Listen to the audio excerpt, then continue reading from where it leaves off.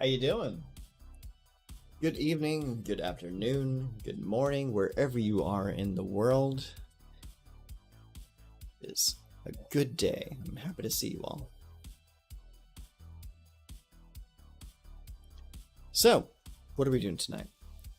Well, first off, I'm reducing my volume because I'm hearing myself way too loud right now. So, what are we doing today? We are playing some more of the Selesnya Auras deck. And just grinding some ladder. It's going to be a very chilled out afternoon. We're just going to play some games and have a good time. So let's take a look at the deck that we're playing today. Hey, there we go. Okay, so the deck is the same as it was the other day when I recorded my video for the channel. It is a basic Auras deck operating around Optimistic Scavenger, Sheltered by Ghosts, and Calyx Guided by Fate. Supporting cards include Enduring Vitality, Enduring Innocence, Invasion of Theros, Ethereal Armor, Royal Treatment, Fear of Surveillance, Ossification, Beza, the Bounding Spring, Overlord of the Hauntwoods, and Overlord of the Mist Moors. These are the decks. These are the cards. We're going to go play some games and have the best time possible. Hey buddy, how you doing? You having a good time? Okay, so this deck is still not made for best of 3. There's no sideboard for the deck just yet. So we're going to play some best of 1 and try to have a good time. So let's get to it.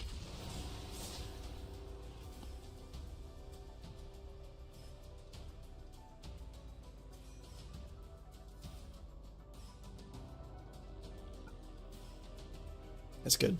That's real good.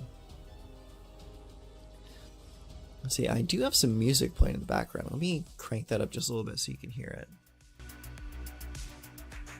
There you go. That might help out a little bit.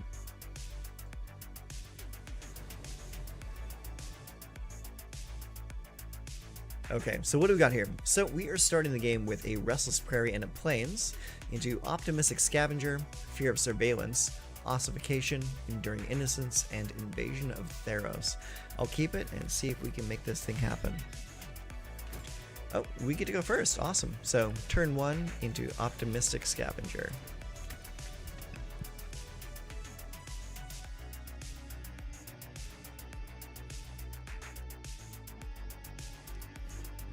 Okay, our opponent plays an island and does not do anything else with their turn. That's fine.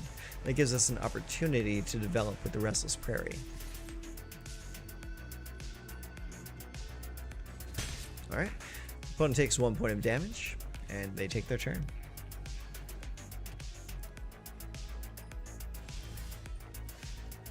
Okay, so nothing else from our opponent just yet. So we're going to open with Fear of Surveillance and see if they have any kind of reaction. No reaction, so +1 counter on the Optimistic Scavenger.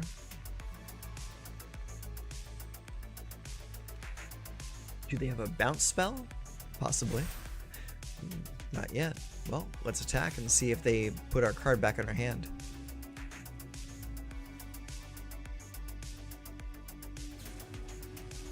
No, but they Elspeth's Smite, and that's just as good.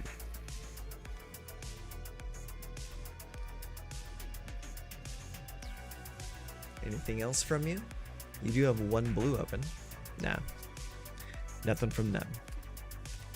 Okay, they play a 3rd land into a Caretaker's Talent. Not great. We don't have a whole lot of stuff going on right now. So what we're going to do is we're going to hit Shelter by Ghosts on the Fear of Surveillance. And that's going to eat the Caretaker's Talent. We're going to attack for 3 and Surveil 1. I'm going to put Calyx into the graveyard because I really need to get to my 3rd land.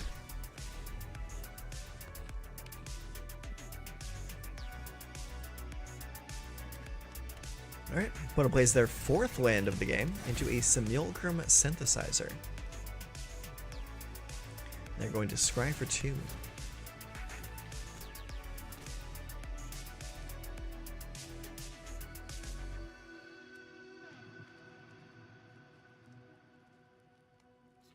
eagerly awaiting their move.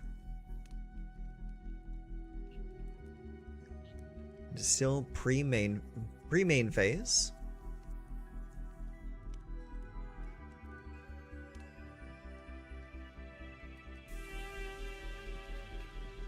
What you got? You got anything?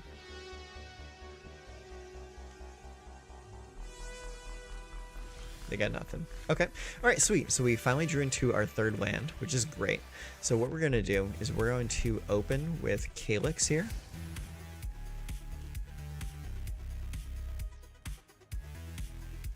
I don't think you have anything you can do. So I'm going to bring it in. I'm just going to create a copy, or not copy, it's going to put a +1 counter on Fear of Surveillance. Then we're going to attack for 4, surveil 1 off the attack. It's a land, I'm going to keep it right there.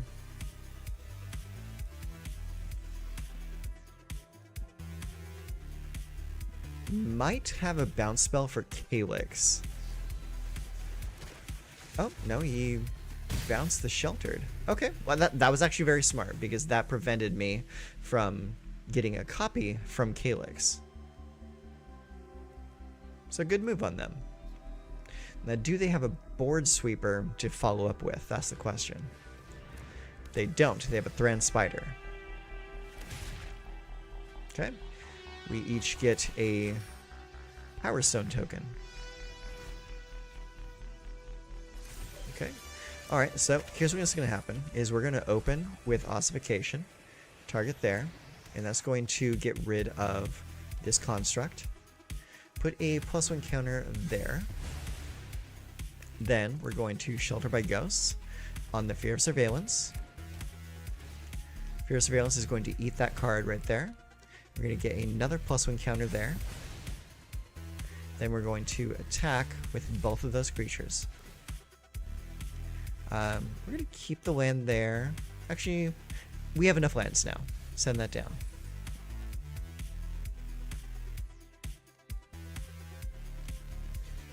Okay, he blocks the Thran Spider. Calyx hits. Then we're going to create a copy of a non-legendary enchantment. It's going to be the Shelter by Ghosts. We're going to put it on Calyx. It comes in and eats the Simulacrum Synthesizer. We're going to target this creature with a +1 counter.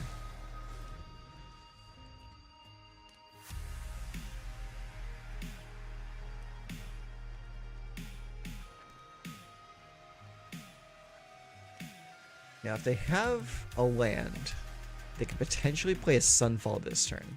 And if they do have both a land and a Sunfall, then that could be the end of the game for us.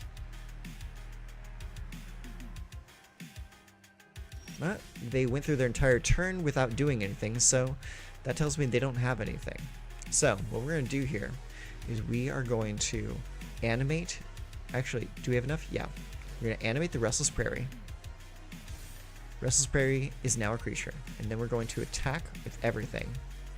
We're going to Fear of Surveillance, Surveillance Trigger, Overlord. Okay, that stays right there. That's a great card. And then the Prairie is going to put a +1 counter on all of our creatures.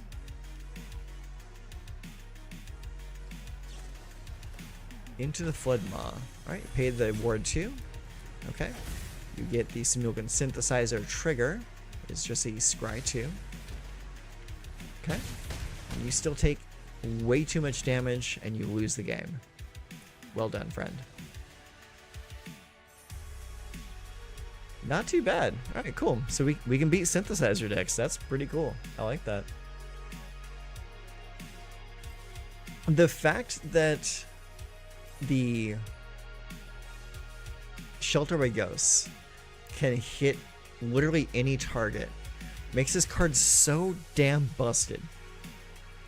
+1/+0, lifelink, ward 2, and it gobbles up any non-land permanent. This card is way too strong for only 2 mana. It does so damn much. Oh my gosh. It's so good. It is so damn good. Alright, let's keep playing. It does entirely too much for only 2 mana.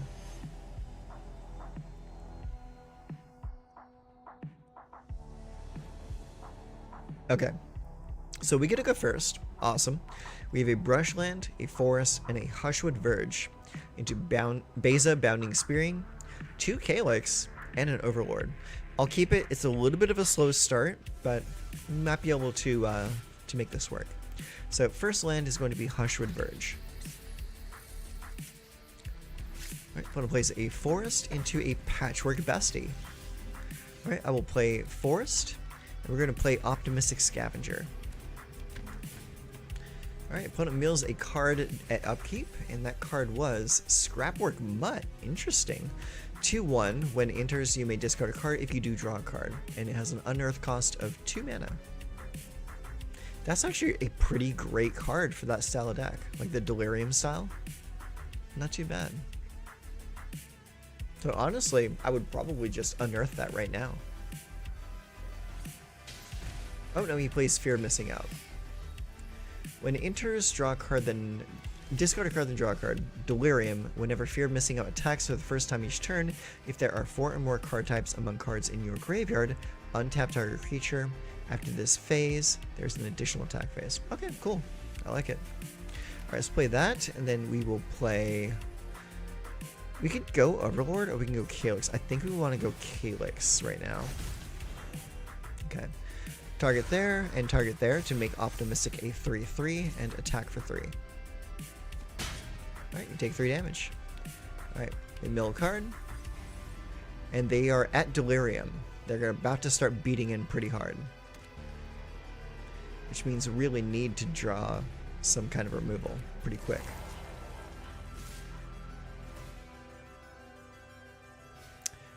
Yeah. No blocks. Big damage coming through. Yep, and then attack again with the 4/3. Again, no blocks. Alright, my turn. So I'm going to go here.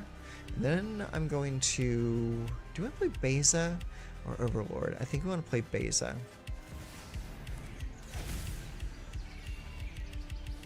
Okay, so then we will attack for this. Put you to 11. And create a token that is a copy of a non-legendary enchantment we control. We don't have any non-legendary enchantments right now, so we can't really do that. Do we have any non-legendary enchantments? No, that's legendary. That's not enchantment. That's not enchantment. So, decline. Okay, the mill card. It is a Lightning Strike.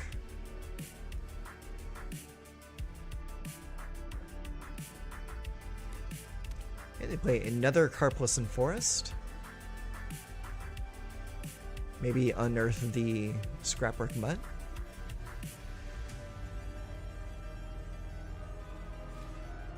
They play a Wildfire Wickerfolk. Okay. 4, 8, 9, 10, 11. Yeah. So we're going to have to block one of the Wildfire Wickerfolk this turn. Otherwise, we're just going to die.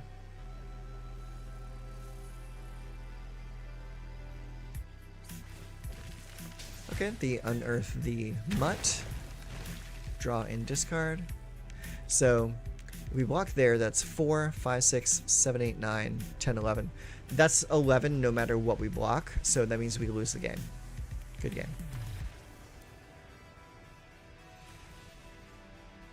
Yes. Yeah, we got a lot of forests because we're playing green. And also our opponent's playing green.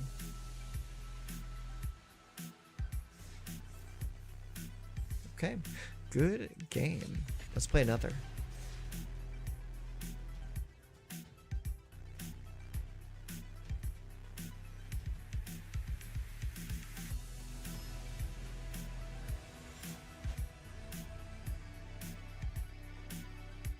Okay, our opponent is a big mean dinosaur. Okay, so we have a Plains, a Brushland, and a Brushland. We have 2 Ossification, Enduring Innocence, and Rel Treatment. It's not the best open, but it's got plenty of removal. However, if our opponent is not playing an aggressive deck, then this might not be the best. So I think, given what we have here, I'm going to risk it and see what happens. Okay, my opponent plays a mountain. I'm glad we went with this start. Okay, let's start with the Hushwood Verge. play a forest. I tap out to plot the alchemist. Okay, so they're gonna hit me for 5. Not a big deal. So let's play this plains. Go ossification on that plains there, and eat the Heartfire hero.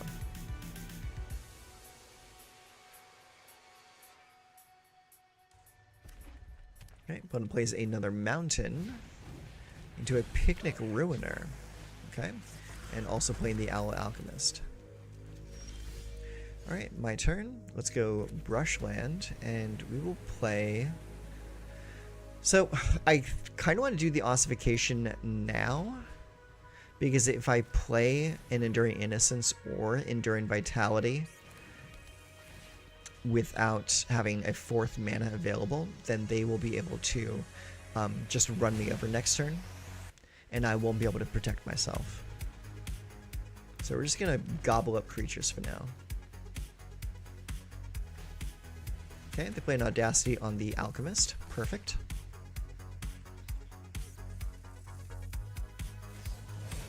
And a Monstrous Rage. Okay, we're going to take a big hit this turn. But that's great, because they only have 1 card left in hand. So we're going to go here, and then we are going to go... Oh gosh. Yeah, we kind of have to do Enduring Innocence, just to have like a little bit of lifelink, and have the Royal Treatment as well. Alright, end the turn.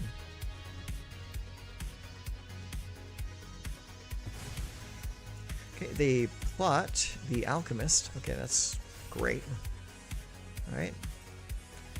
So, they attack for 9, and if I block with the Innocence and put the Royal Treatment on it, the Royal Treatment will put me up to 2 toughness, so 7 damage is going to come through, but I'm going to be able to deal 2 points of damage back, so it'll leave me at 2 health. So let's see if they're going to let Royal Treatment land. They might still just blast my creature. Okay, they didn't. Okay, so now we're going to block.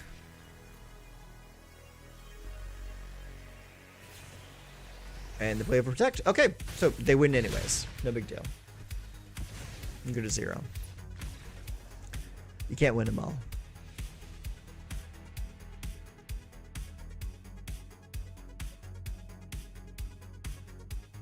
And that is the most important lesson that you can learn for yourself when you're playing so many games, is you can't win them all.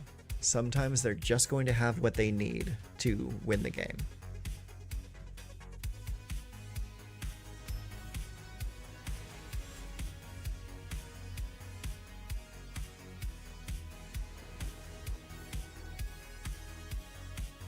Okay, so we got a lot of land here, but our creatures are like more like mid to late game creatures. So if we mulligan this, we run the chance of like only drawing into like 1 or 2 lands and like a bunch of stuff that we can't cast.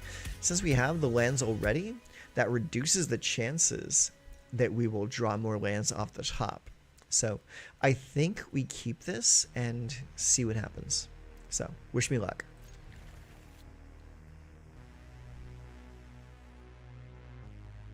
That is a really cool card back. I like that a lot. Okay, cool. And we even get to go first, so that's pretty cool. So we'll play the Brushland on 1. Okay, they play a Plains into Crawling Chorus. Okay, so we're playing against a toxic deck so far. Forest. Okay, play Plains. They attack for 1. Take the point of damage. Into another Crawling Chorus. Okay. We're going to go Plains into Overlord. We're going to impend it. Okay, we get another land. Okay, another Plains into Caretaker's Talent. Pop, pop. Alright, let's go Plains. We're going to play Overlord. Impend that as well. We're going to get 2 2/1s. So now we have some blockers. That's great. Yeah. Block. And block.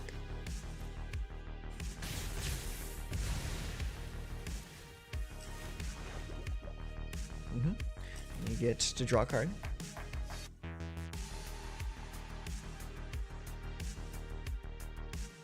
Second main phase. Okay, cool. So let's go Forest. We're gonna go Optimistic Scavenger. Then we're gonna go Calyx.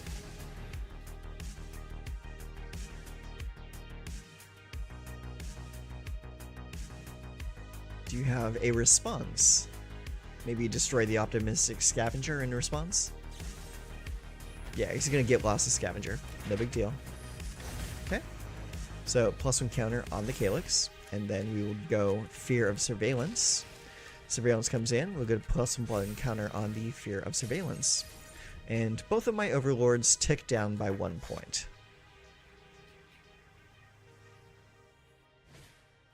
Okay, they play a Skrelv's Hive. Very cool. Go level 2. Create another copy of your tokens. Okay, so let's go Shelter by Ghosts.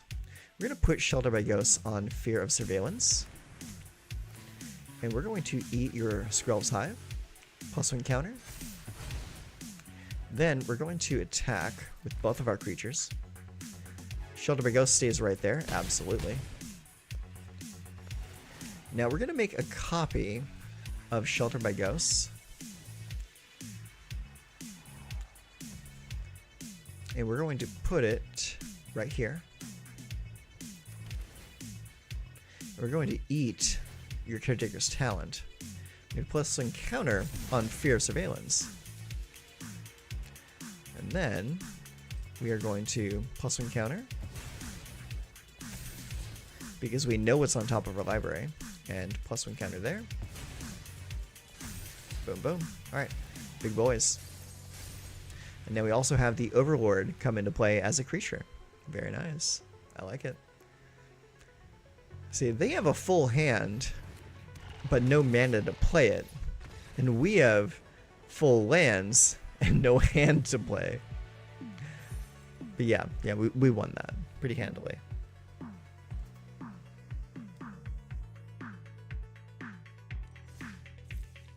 That freaking aura, man, it puts in work.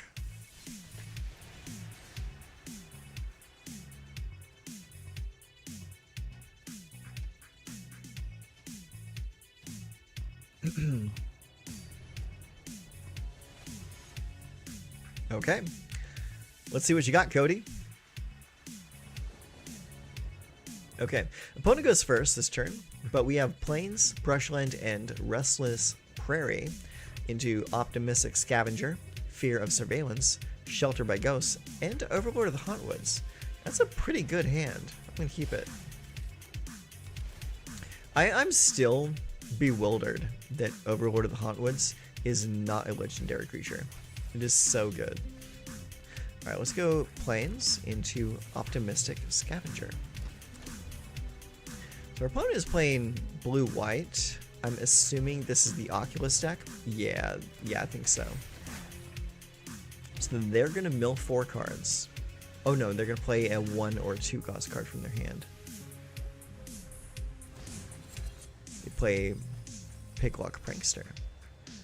And yeah, this is exactly the deck I expected. So what we'll do is play Brushland into Fear. +1 counter on the Optimistic. Attack for 2. Target player mills 4 cards. They're going to target themselves for this. And what's in the yard? Ossification, Founding, Haughty Djinn. Okay. Well, they can get a Haughty Djinn back if they really need to. Yeah, Recommission. Okay.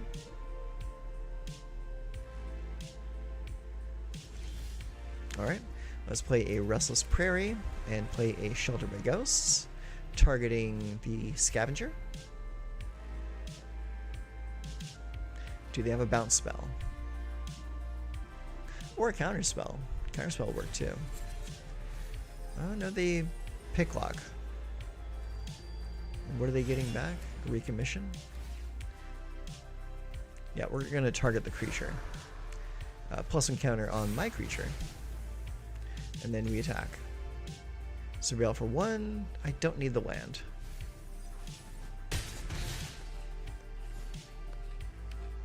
Alright, opponent goes to 12. Exile an instant or sorcery card from your graveyard. Chart a course, recommission. Ossification is an enchantment, and founding is an enchantment. So basically, chart a course. Okay, it looks like they chose not to use either of those cards. Okay, they're going to cast Chart a Course from their hand. Draw 2 cards and discard a card. They discarded Phantom Interference. Okay, my turn. I'm going to play that Restless Prairie. And then we're going to attack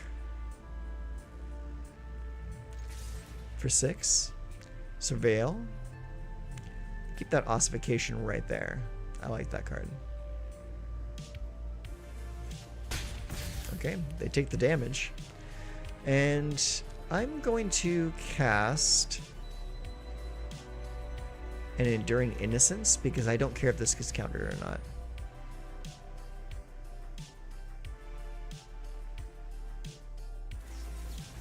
Cool. I'd rather pull counter spells out of your hand now rather than later when I actually need them. Okay, you play a Picklock and a Picklock. Okay, my turn. I play an Ossification. Target this plains. Gobble up one of those Picklocks and put a +1 counter there.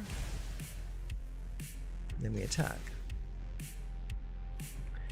I already have 1 in my hand. I don't need 2. Okay, block there. Take 3, go to 3 health.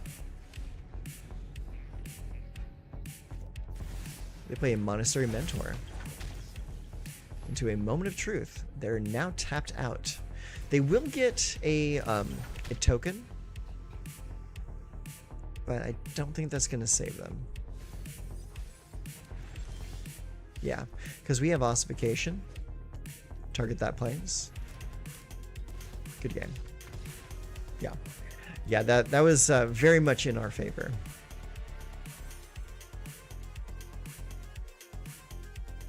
Not too bad, not too bad. Good game. Hey, we finished one of our quests. Let's go to the Mastery Pass. See what we get. Spend orbs. We get Ghostly Dancers. Very cool. Alright, Mastery. To the store. To the packs. We got a Duskborn pack. What's inside of it? Is a Flood Farm Verge. That's a cool land. I like that. That's pretty valuable. Alright, let's play again.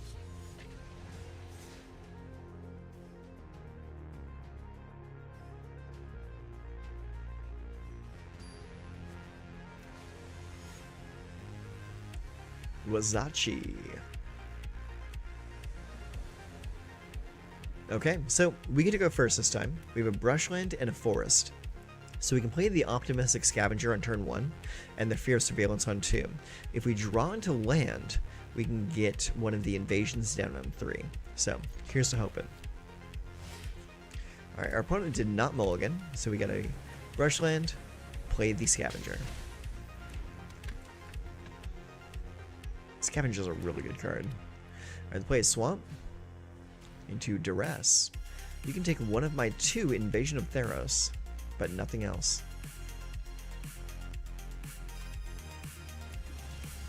Okay, so Forest, so we get Fear. Play it. We get the counter on the Optimistic Scavenger, and we attack for 2.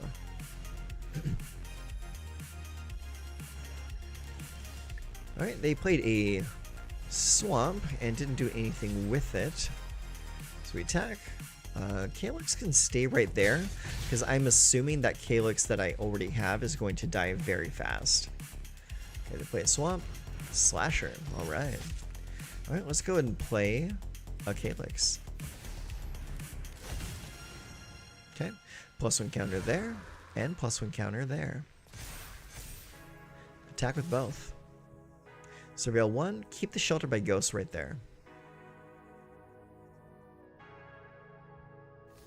Okay, you block my scavenger, take 3. Unstoppable Slasher comes back, stunned for 2 turns.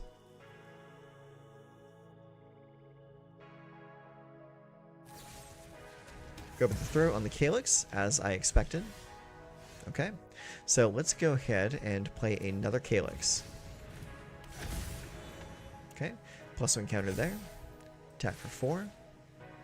Surveil 1, Enduring Innocence can stay right there.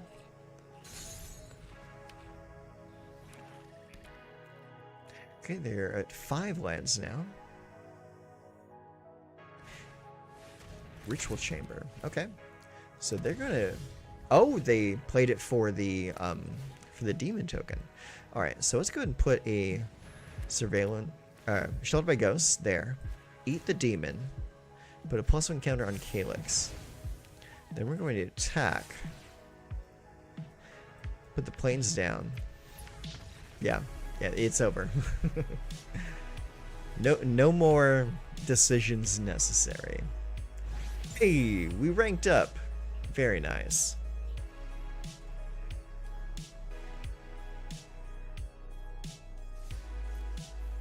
Not too shabby.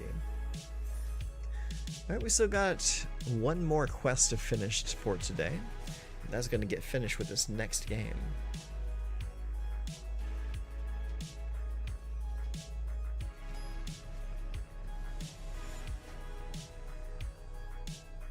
This deck is, it's putting in some work. It's like, it's doing really well right now. Okay, opponent goes first. We have 3 lands. Optimistic Scavenger, Enduring Innocence, Beza, and Calyx. That's a pretty decent hand, so I'm going to keep it. Okay, opponent opens with Gloomlake Verge. That is a blue and black land, so we will open the plains and play the Optimistic Scavenger that we just drew. And the reason why we played the one at the end of our hand rather than the middle of our hand is because sometimes your opponent will notice that and think that we just drew that and did not have a second one to play. Okay, our opponent is playing Dimir Poison. This is a pretty easy deck to counter.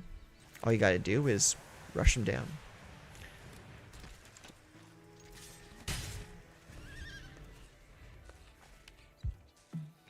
Alright, let's see what they do. They play a Mirex.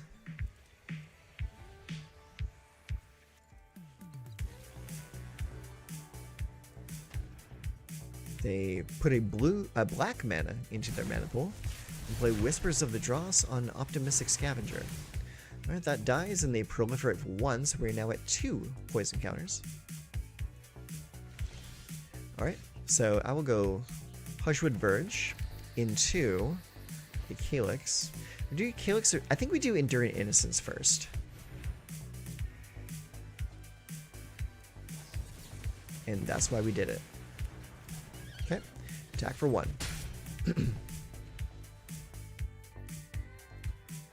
Yeah, I would rather an Enduring Innocence get countered rather than a Calyx. Okay, so we go Plains, and I will play a Calyx.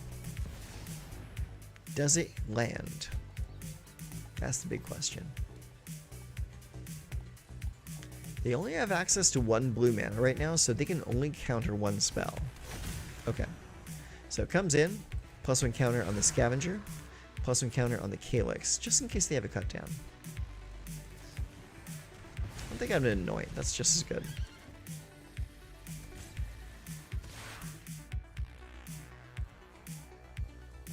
Okay, now I'm going to cast Ethereal Armor on the Scavenger. Do you have another removal spell? No, but they have a Serum Snare, and that's just as good.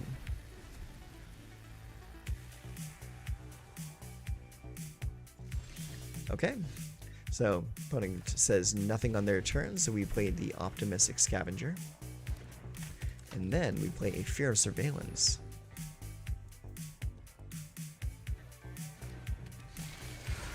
Fear of Surveillance comes in, and we put a +1 counter on Optimistic Scavenger.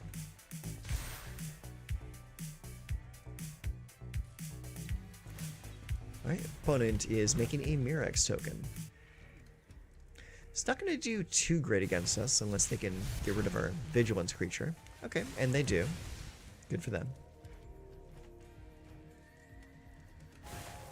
And then they try and Ichor our Scavenger.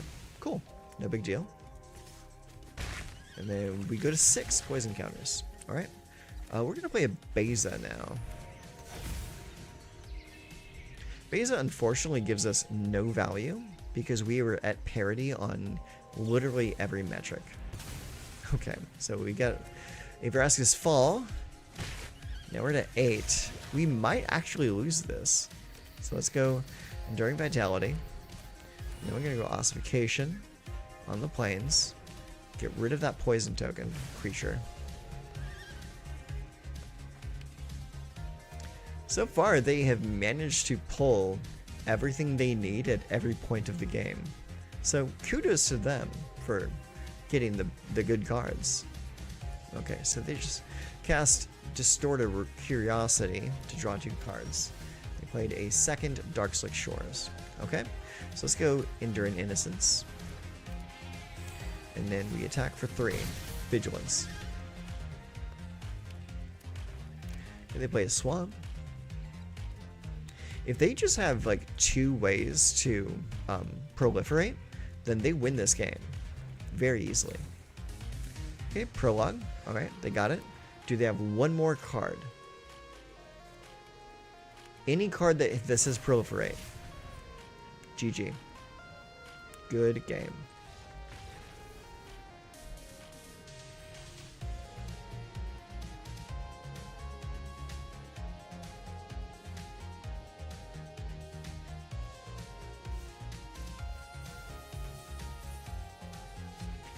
Okay, I think that's enough recordings for today. So the rest of today's gameplay is just going to be for the live. I just wanted to record a few bits of gameplay to put another video out on the channel.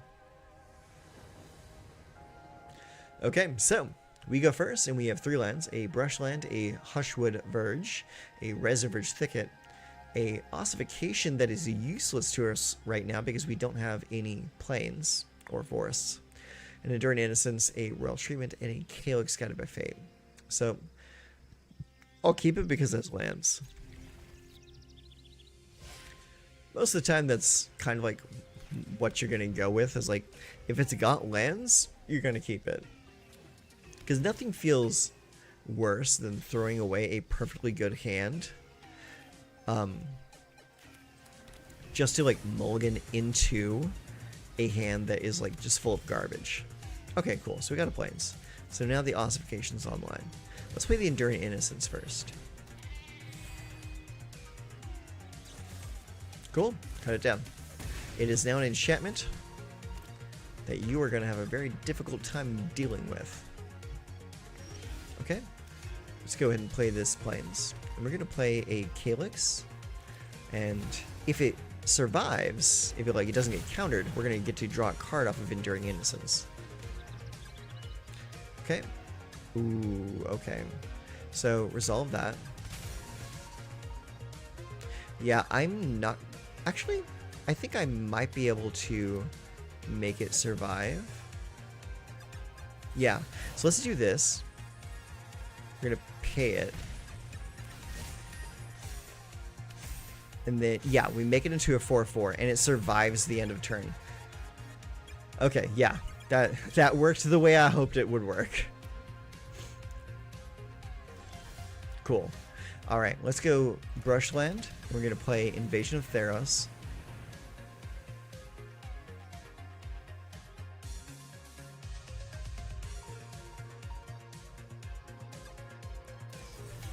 And they play 3 steps ahead. Okay, cool, no problem.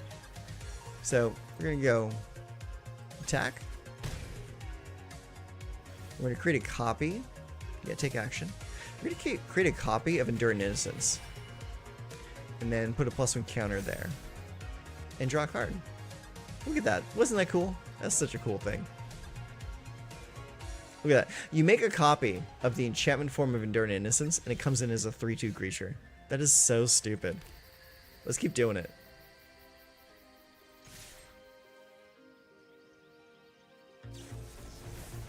Alright, Phantom Interference.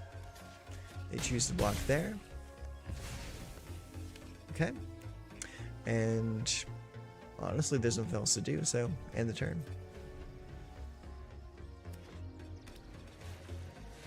Ooh, Doomsday Excruciator. Very cool. Alright, I think we win this game now.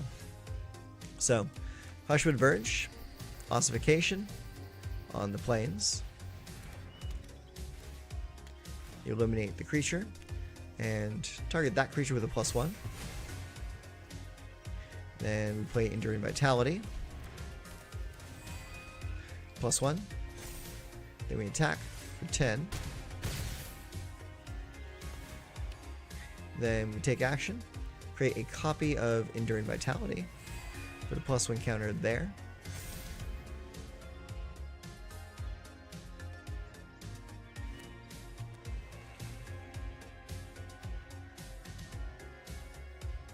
What you got? Can you mill out the last 5 cards in my deck? Maybe. You can mill 4 cards. But you need to mill out that last card.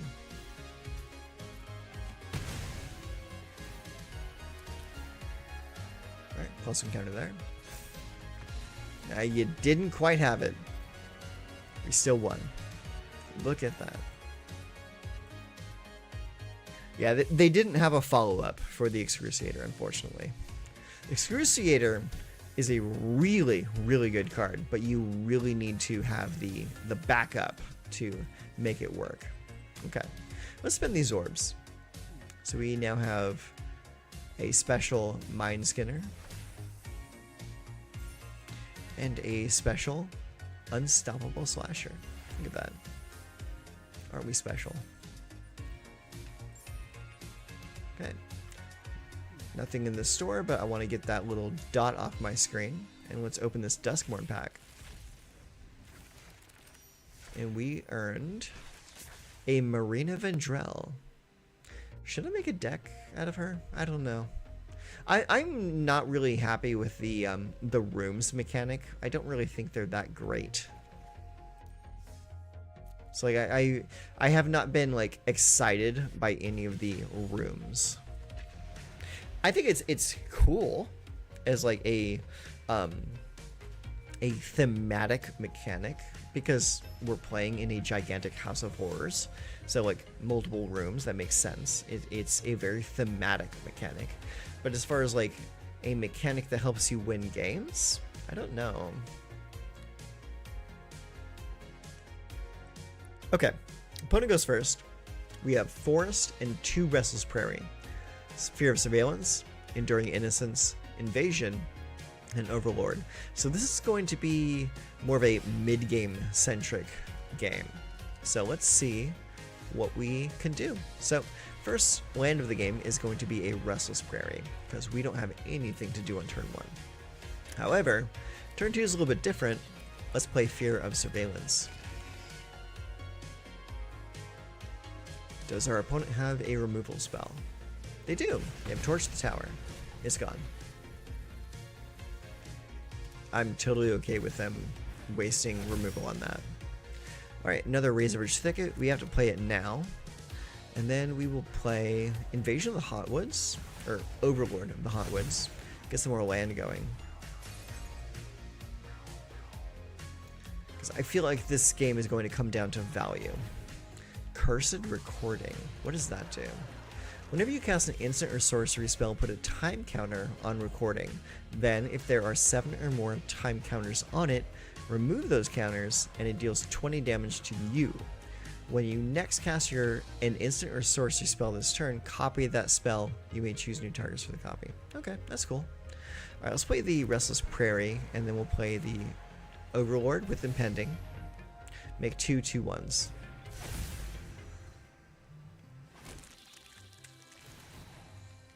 Okay. Counters get removed from each of my Overlords, and you get to take a turn. Okay, they tap to do copies of spells. Oh, okay. So they copy 3 steps ahead to draw 4 cards and discard 2. That's pretty damn cool. I like that a lot. But that also leaves them tapped out. Did they draw land? They did, okay. Alright, let's go ahead and play Invasion of Ghosts. Target there. And the invasion is going to get rid of that cornucopia. And then we are going to play Scavenger, keeping 1 mana open for royal treatment. Then we attack for 5. Put into 17. End turn. Remove counters from each of my overlords. Very cool.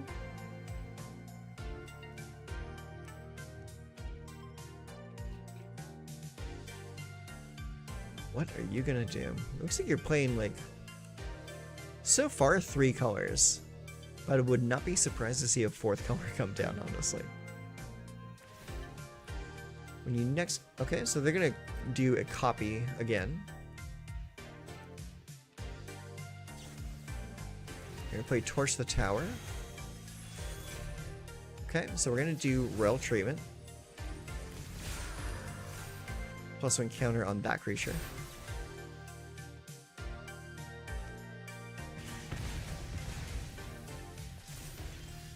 Very cool. Alright, let's go here. Then we'll go Invasion of Theros. Comes in, we go get another Sheltered. We cast Shelter on this creature. Get rid of their last thing. Put a +1 counter there. Then we attack for 7. Actually, hang on. We're going to attack here and then here. Go. And we have way more than 3 enchantments, so Efar is going to have Indestructible. +1 counter, there. Alright, Overlord is now a creature. We are getting pretty decent. Pretty decent indeed. Damn, this deck is fun. If you're in this live stream and you have not seen the deck tech that I put out already, it's on the channel. It's in one of my other videos. This deck is really fun. It is really, really fun to play.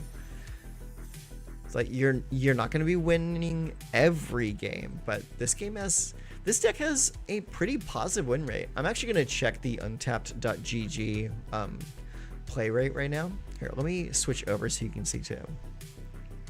There we go. Okay, so let's see. How have we been doing with this deck so far? Selesnya Auras, we have won 13 games and lost 8. So that is a 62% win rate so far.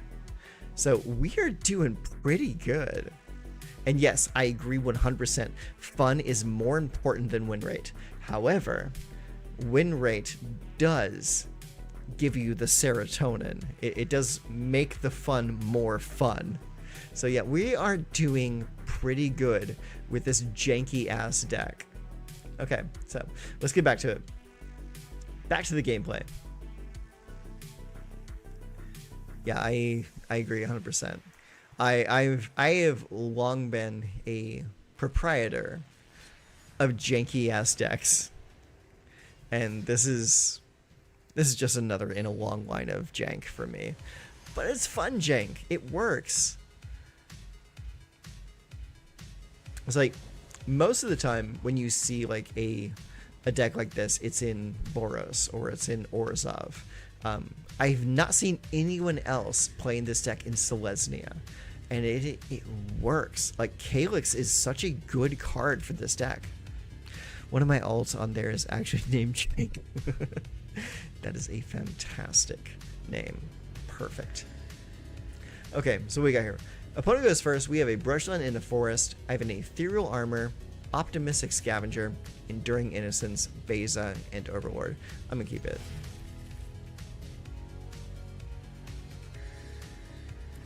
Okay, opponent plays a Inspiring Vantage, so it's very possible that they could be playing the Boros Auras deck.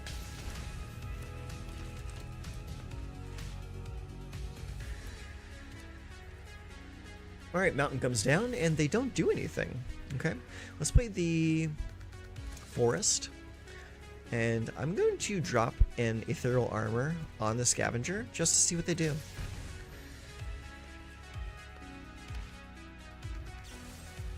Get lost? Works for me.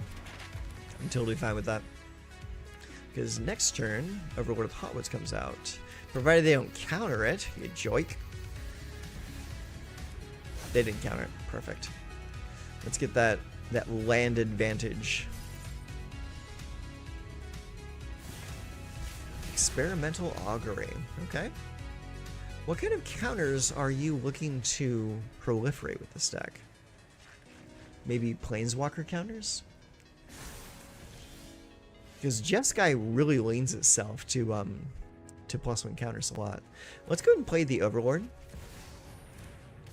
It's gonna come in, give me two 2/1s.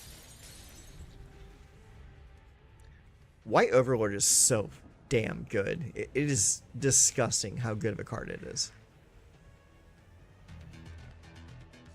Alright. They don't do anything, so we're gonna go here, and we're gonna play the Enduring Innocence. See what they do. They do nothing. So I'm going to do 1 on this creature here. And leave 1 mana open to kind of bluff that we have something. Okay, they're gonna braid it. That's cool. Alright. Attack for 2. Pop! And then we will go here on the Enduring Innocence. With the same card. Voltage Surge, I would assume they have in there. Voltage Surge would make sense, absolutely. Ral, Crackling Wit. Alright, what do we got here? And they make an Otter. Okay, so they're tapped out. Ral is a 5. So here's what's going to happen is I'm going to do Shelter by Ghosts. Put the Shelter on the Enduring Innocence. Eliminate the Otter. And then we are going to go next and attack with both creatures against Ral. Get rid of it. The life points right now aren't that interesting to me, but we will play Invasion of Theros now. Invasion of Theros happens, and we're going to go get an Ethereal Armor. Because we already have another Shelter by Ghost in play.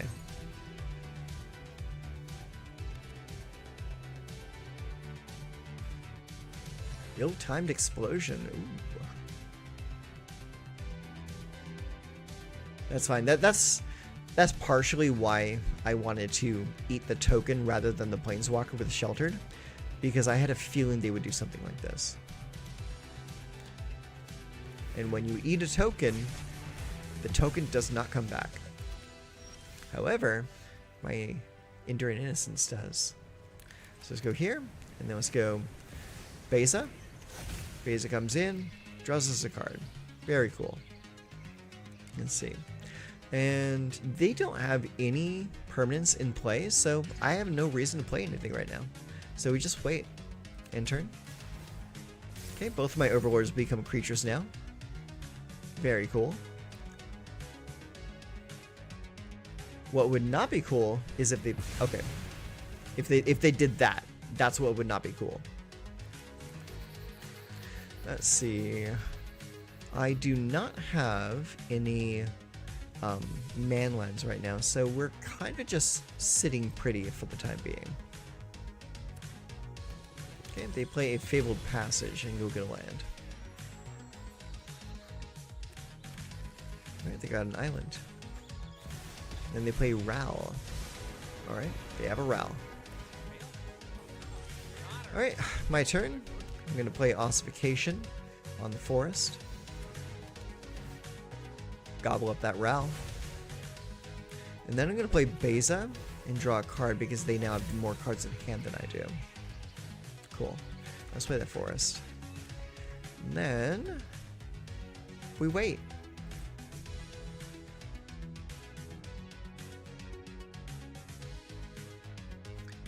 Okay. They play Kentorius. Very interesting. Okay, they create a 3/2 creature. Very cool. Alright. So let's go Shelter by Ghosts on the Beza. eliminate Quintorius.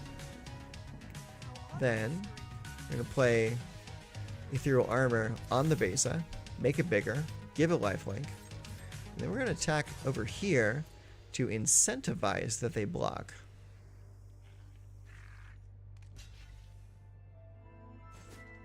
Boom. That's what I thought. Alright, let's play Fear of Surveillance so that we can draw a card off of Enduring Innocence.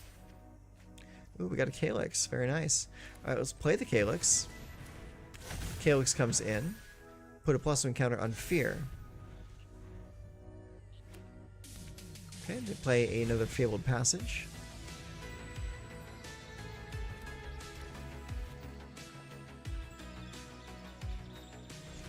And they do nothing. Okay, so next is going to be attack with Fear and attack with Besa, both at the invasion. We surveil for 1. Optimistic Scavenger. I don't like it right now. It's a little too late for that card.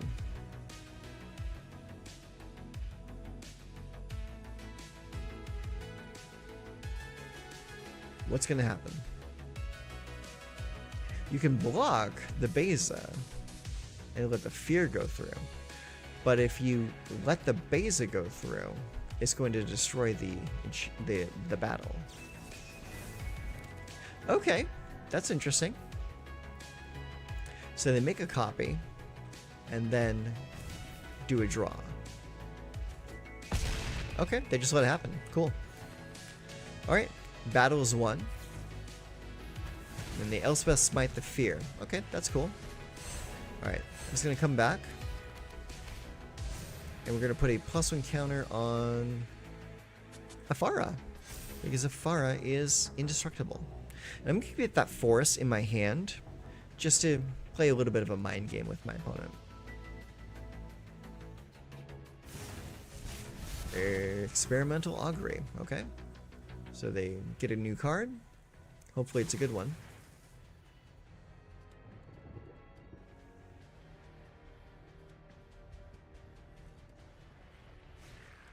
They play Starfall Invocation. Okay. So we lose a couple cards, but we keep the Afara because Afara had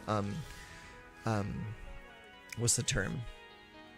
Indestructible at the time of the spell being cast. Play Fear. Draw a card. And another card. Okay, let's play the Restless Prairie. Then let's go next. Next. Attack. There. You're going to block with your 3/2. Pow. And then we end the turn. They play a mountain, and they create a 3/2 red and white creature with prowess? No, just a 3/2 creature. They have 2 cards left in hand, but so do we. Alright, my turn. Okay, so I'm going to start by animating the Restless Prairie. Then I'm going to play a Forest, and then play Enduring Vitality. Enduring Vitality is going to draw me a card off of Afara. Okay, we draw a card. It's Enduring Innocence. Okay, let's play. Actually, no, let's not. So let's go next, next. We're going to all attack on the Quintorius. Fear of Surveillance will surveil. They shock the Fear of Surveillance. We still get the trigger though, because it's still on the stack. Elspeth Smite on the Prairie. Cool. So your hand is empty now. Royal Treatment, that can stay right there. No problem. Pow. Okay, do you have anything to do? They can create a token. Cool. Alright. Let's go ahead and play Enduring Innocence. We're going to draw 2 cards. So we draw Brushland and Restless Prairie. Alright, cool. Alright, well, let's play the Restless Prairie. And then we attack both of them into the Quintorius again. Okay, you block the Vitality. I'm going to give it the royal treatment.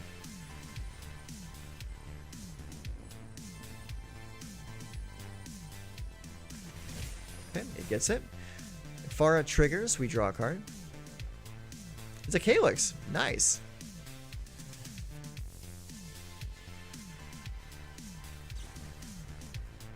And they flood my Farah. Okay, cool. Alright. We smash it. So what we're going to do now is we're going to play Invasion of Theros again. And that is going to get me Ossification, which we will then play on this plains to eliminate Kentorius. There. Problem solved. Now we can just focus on your life total. If you still had a life total. Very nice. Well done. That was well played. Very well played, game friend. Good job. When does Foundations release? I heard that it releases like mid-November. I can look it up for you though. Give me just a moment here. So let's see here. Let me open my browser.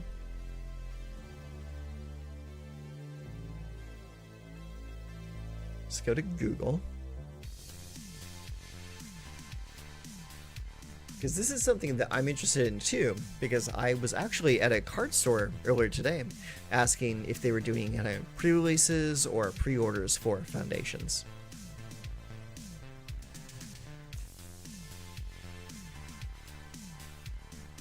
Okay, so as of right now, Foundations is... Oh wait, no, that's something else entirely. Here, let me put MTG on this. Okay, Foundations standard legal set releasing November 15, 2024. So about the middle of next month, Foundations will be available. So your LGSs should be starting to take pre-orders pretty soon if you're interested in buying Foundations. I know I am. Okay, let's get back to it. Also, the music we're listening to is from Stream Beats by Harris Heller. It is a completely free to use, no royalties, no nothing music that you can use in your backgrounds for your streams or your videos or whatever. Harris Heller and the Stream Beats company have come out and said, full stop, we will not do any kind of like DMCA or anything on your videos if you use Stream Beats. And I'm okay with that because honestly, Stream Beats sounds good. It gives you a nice little like lo-fi sound in your background. And yeah. And I don't know if you like watch Harris Heller's like content or not. Like he's a pretty decent content creator and like his stuff's good. So I fully support him currently. He is not giving me any reason to not support him. Anyways, let's play more Magic.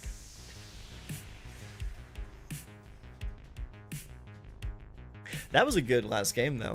Not gonna lie, that game had me very interested.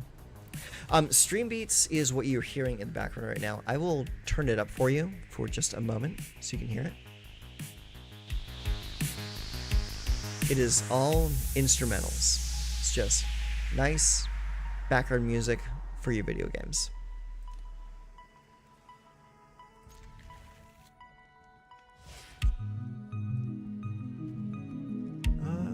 Nothing to play turn one.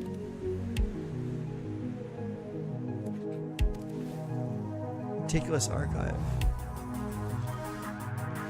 Alright, turn two.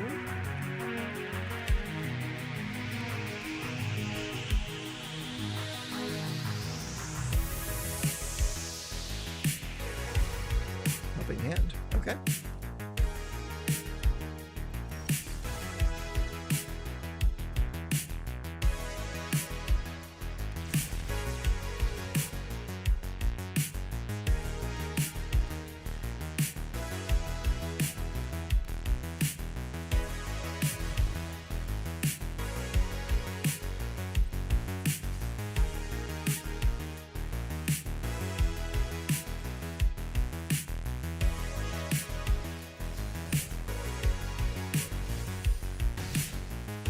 punch.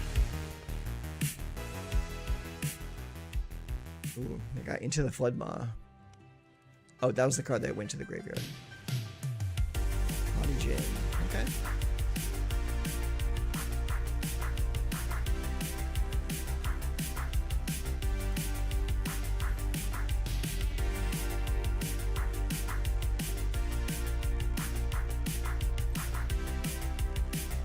No attacks just yet.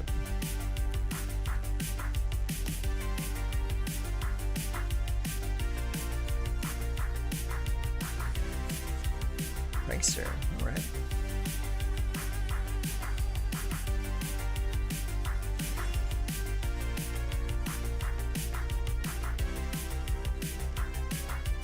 Alright, show me what you got. Sleight of hand, ooh.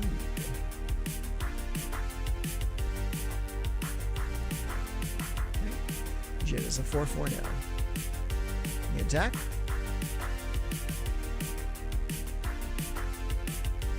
Pass.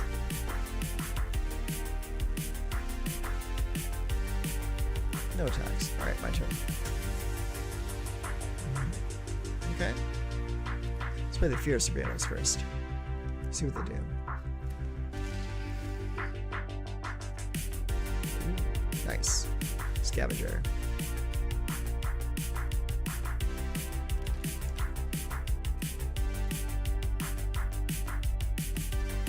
I can't really attack into that just yet. End turn.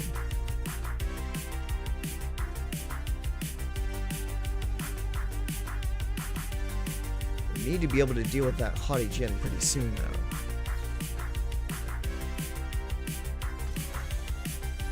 Okay. Pay it. Pay it.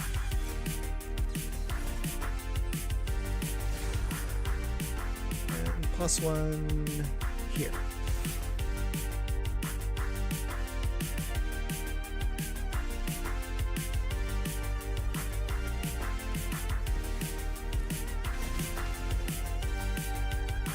+1 there. And +1. Where do I put the +1? Probably there. Okay.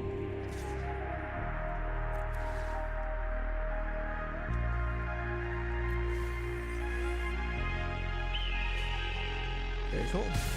Pow. He's probably got to help him hand in hand. Very naughty Djinn. Very naughty, very haughty. That sucks.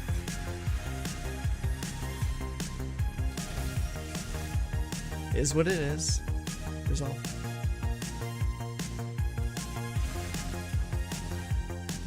Ah, shucks. Alright. Well, let's play Fear. +1. There. And there. Okay.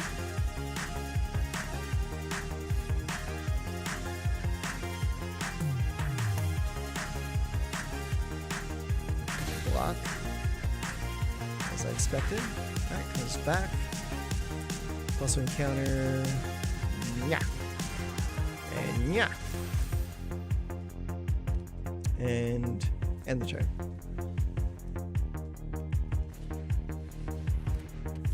Hey, you stop that.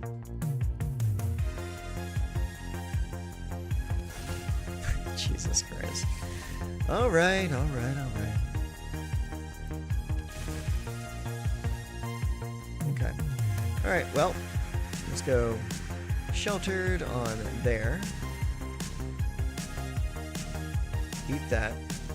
+1 counter there. And +1 counter there. Play the Hushwood Verge. Restless Prairie. Make it into a creature. And then attack.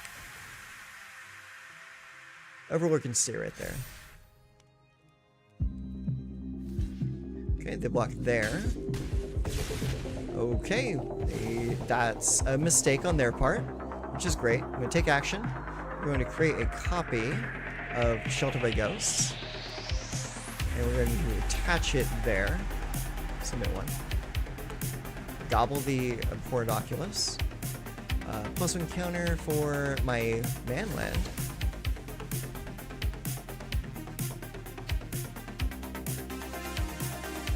We're still on only 4 lands. Okay, into the Flood Mob. Do your thing.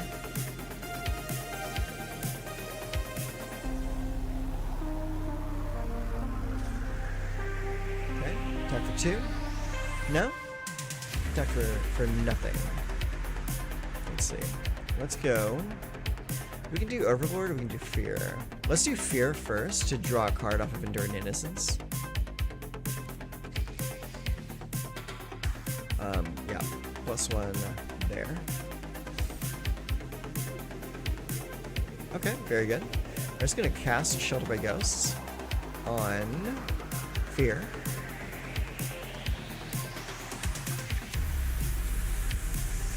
Okay. They're activating Picklock Prankster. Not a good move. Comes in, eats the Haughty Djinn. Target a creature there. Okay. And then not enough mana to animate, but that's fine. So we're gonna attack. Crunch your face down card, which was an Abhorrent Oculus. Wow, it's a good card to crunch.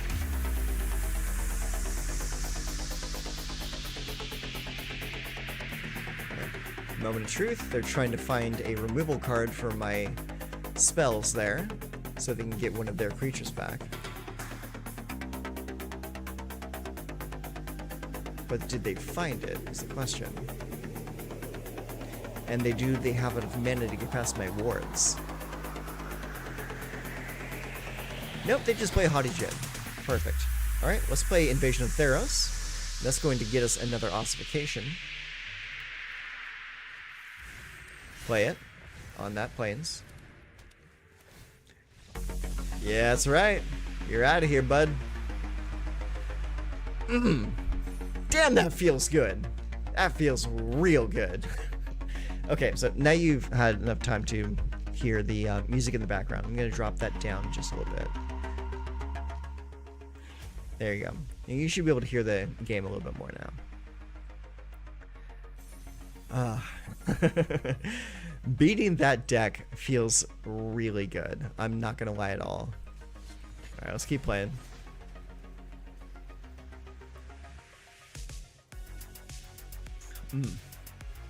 Good game. Good game. Okay, we're up against Soaring Walrus 7/7. Okay, so we got a Plains and 2 Restless Prairie into 2 Optimistic Scavengers, a Fear of Surveillance, and a Calyx. I'll keep it. Alright, first turn, Plains into Scavenger. Opponent takes their turn, and they play an Inspiring Vantage. Very cool. Alright, Restless Prairie for turn 2 into a second Optimistic Scavenger.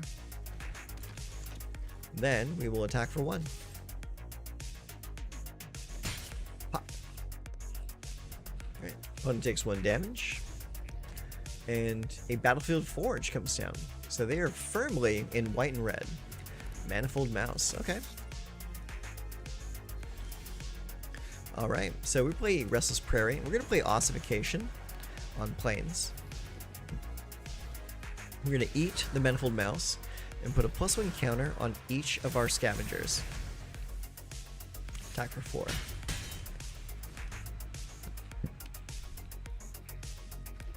Alright, opponent plays a Mountain. They're at 3 mana now. They play a Heartfire Hero.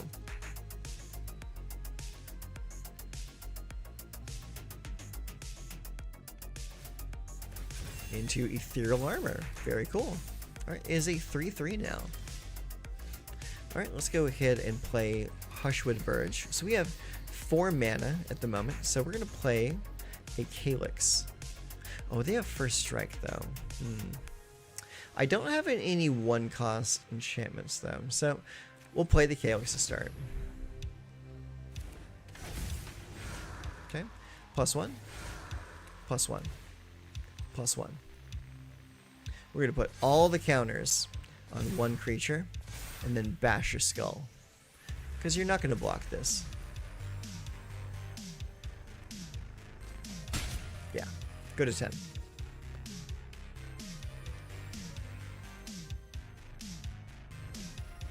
Okay, another mountain. What do they got?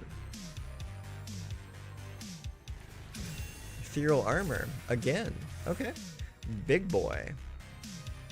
You want to attack for 7? So if I draw a land, I can play the invasion and an ossification next turn.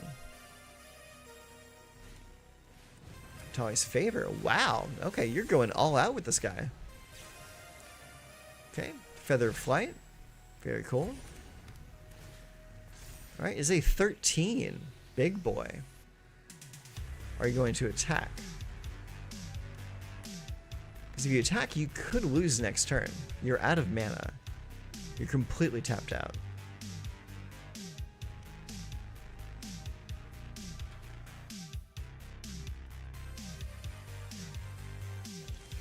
Okay, they chose not to.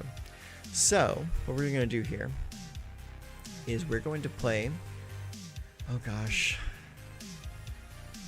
This could end up like putting me at an extreme deficit.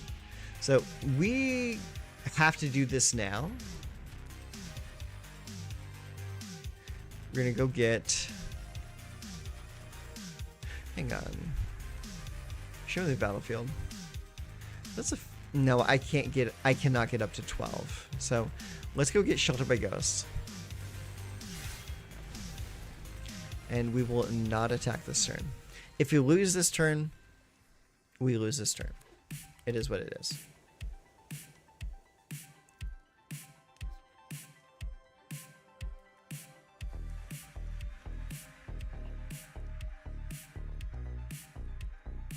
Well, let's see what you got.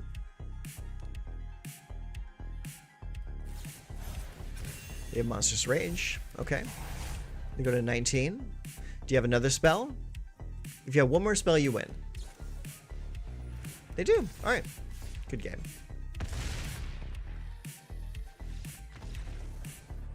Is what it is, unfortunately. A lot of those games, that's what it comes down to. It comes down to that one final turn. It was either they were going to beat us that turn, or we were going to beat them next turn.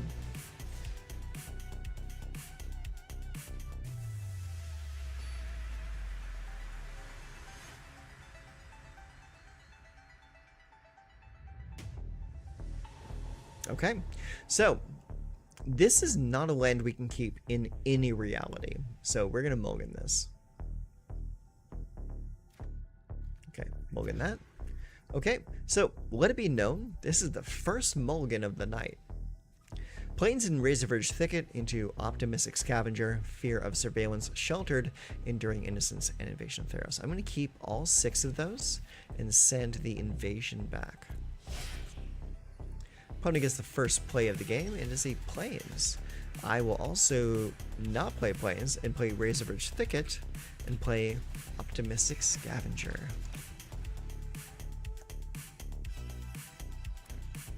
Okay, opponent plays a second Plains. Are they mono white? Very possibly. Okay, they get a Rabbit. Okay, I will play Plains, and I will play Shelter by Ghosts. On there, eating the carrot, +1 counter there, and then attack for 3. Alright, you take 3. Opponent plays a third Plains, and what are they going to do with that? They could play a removal spell, or maybe play a Caretaker's Talent. Dollmaker's Shop, okay. Whenever one or more non-toy creatures you control attack a player, create a 1/1 toy. Okay, cool. Alright, let's go Shelter by Ghosts again. Beat that. Another +1 counter there. And then attack for 5. Do you block? You do not block. That is some creepy ass art. Look at that. Little wooden marionette with like very human eyes in the sockets. That's just creepy, man. Split up. No. No. No, no, no, no, no, no, no, no. No. No, no, no, no, no. No. Next game, please. No, you don't get to blow up all of my work and get all your stuff back. I'm sorry, that's not how this works.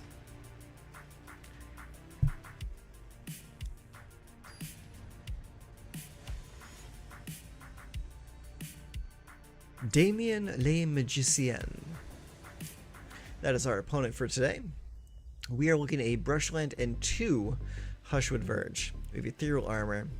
We have Enduring Innocence, Invasion, and Calyx. So, unfortunately, the fact that we have 2 Brushwood Verges means we will not be able to play the Enduring Innocence on curve unless we draw another white mana source. It is capable, but it's risky. So let's see if the risk is worth it. Opponent plays an Undercity Sewers to open with. They will Surveil for 1, and they chose to keep the card up top. So, we did get a forest, so I'm going to play the Hushwood Verge, and then we're going to play a forest on turn 2, which will give us access to white mana. Okay, another Undercity Sewers, so let's play the forest, and then we're going to play Optimistic Scavenger.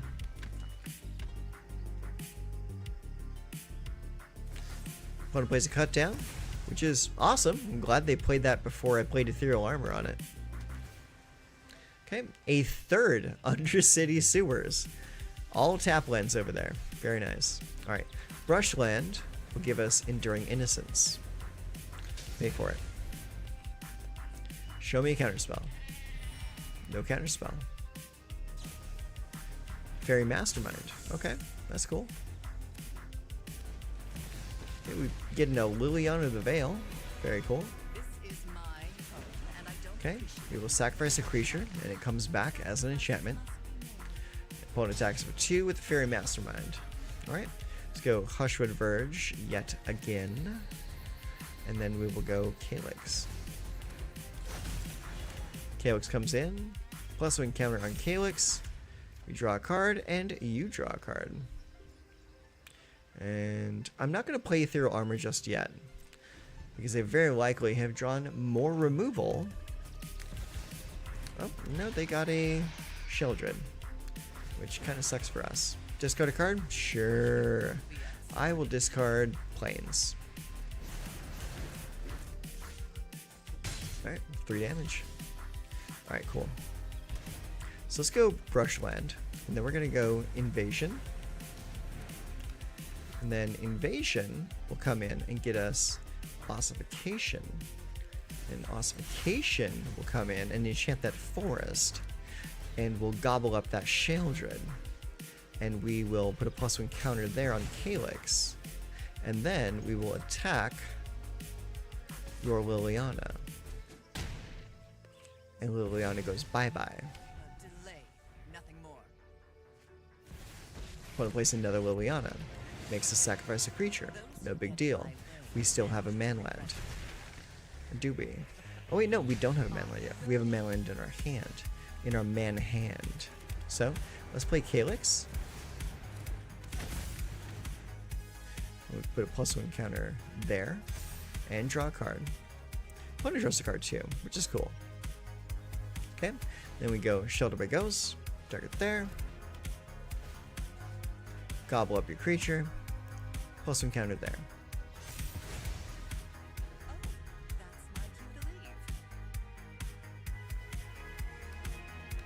Show me a third Liliana. Attack for 2.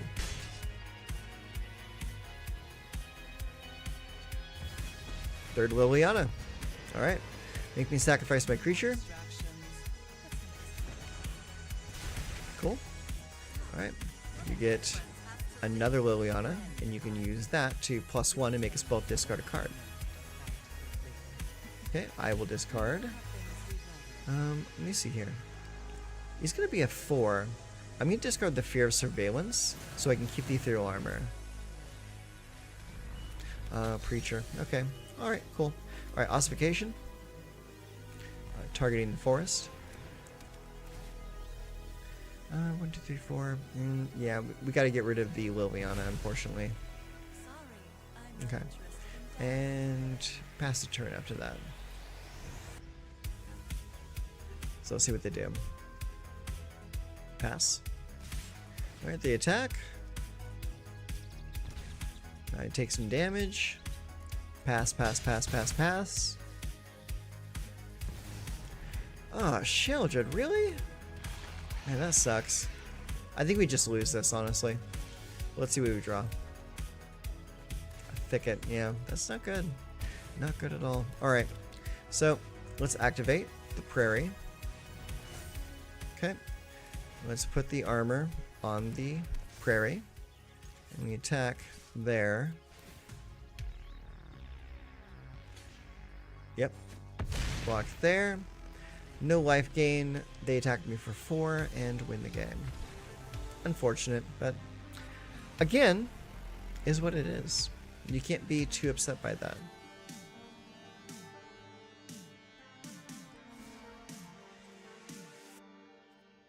They just had better plays than us.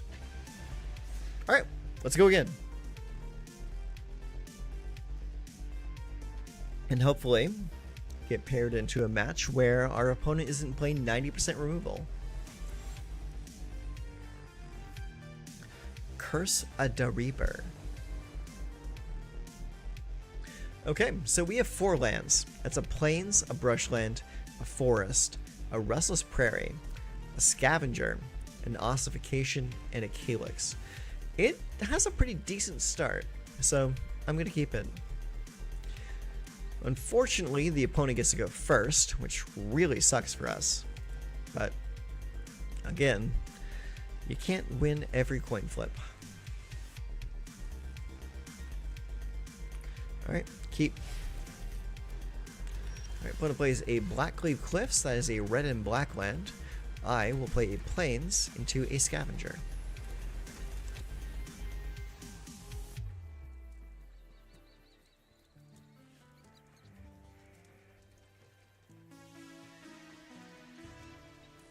What you gonna do, opponent? Opponent plays a Darkslick Shores, so that tells me the opponent is in Grixis. Okay. We lose our creature. Hey, there's another one. Suck on that for a second.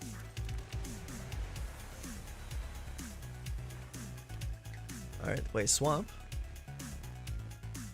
And they play nothing. Okay. Play a Brushland into a Calyx. Calyx comes in, +1. +1. Attack for 3. Yeah.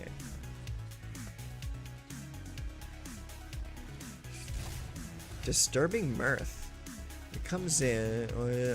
Whenever Disturbing Mirth enters, you may sacrifice another enchantment or creature if you do draw 2 cards.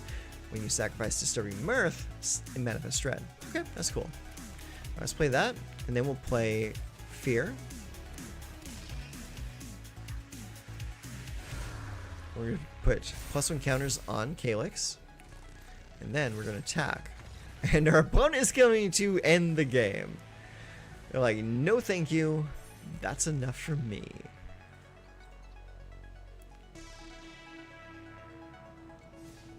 Very nice. Market Gnome. Alright. Hey, we just got a pack.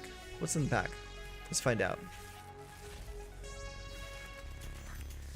Card is a Mythic Wild card. Very nice. Thank you, pack. Alright, let's jump back into it. Let's play some more games.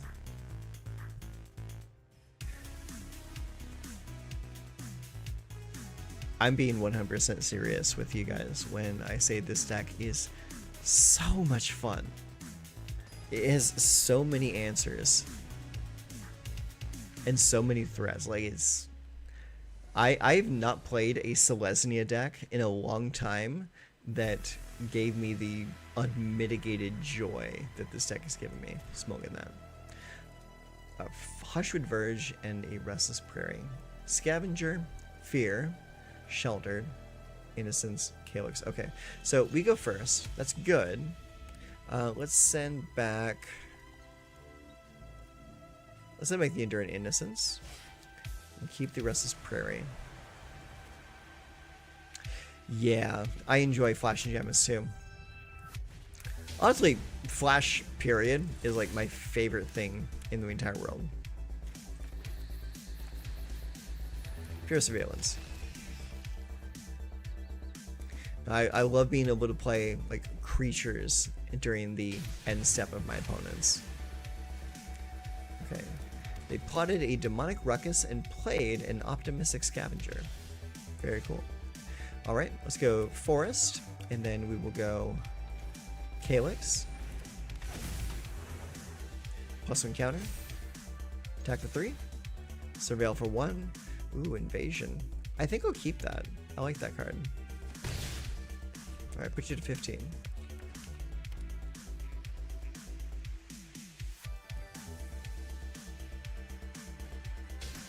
Atali's Favor. Alright. So he's a 3/3, 4/4.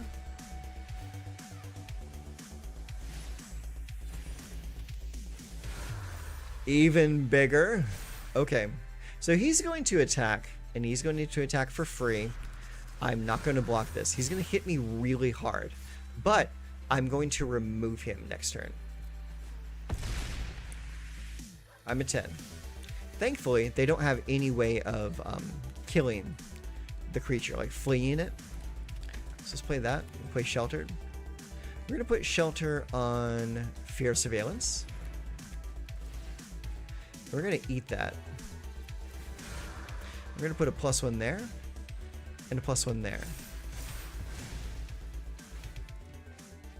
Okay, you do get to draw a card, but I get to remove your entire play state.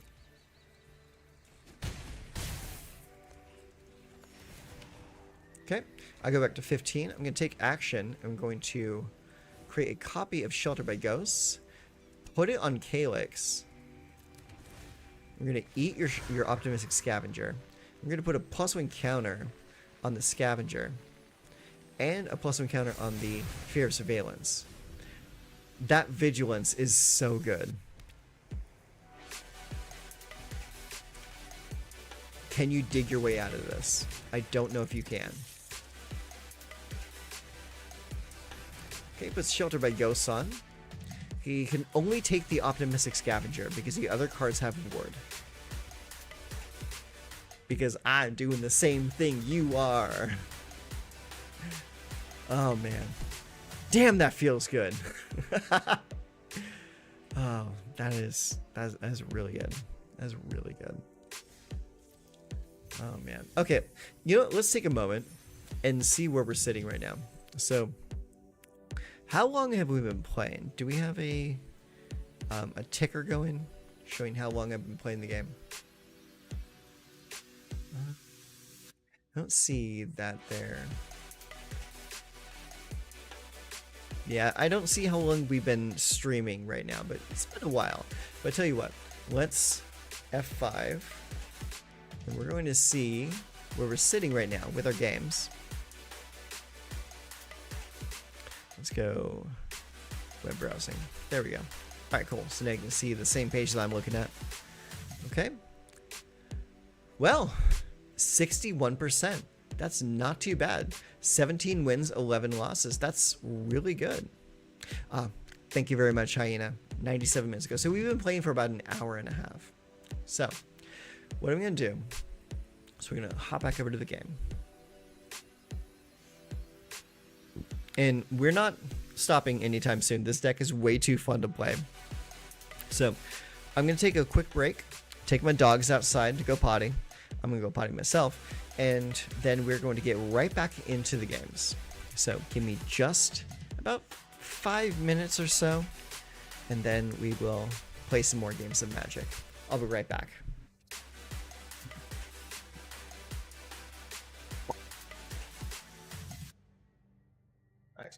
Come on, boys. Let's go outside.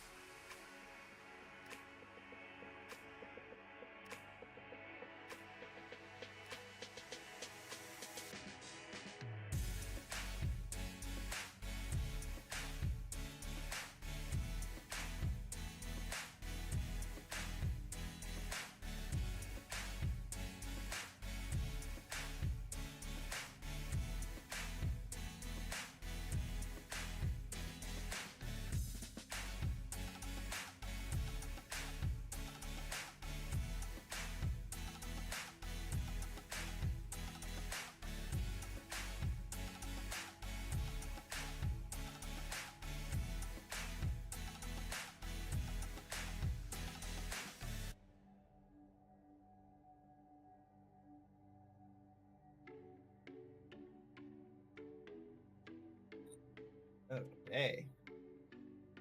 We're ready to get some more gaming going.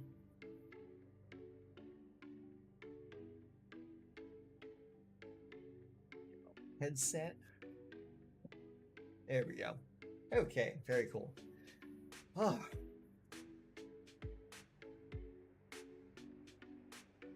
There we go. Hey everyone, how y'all doing? Thank you for waiting out while I took my dogs out to go use the restroom. Happy to be back, and now we are going to hop back into some more games. So, let me see what I can do about our music situation here. Maybe I can find something else for us. Let's see.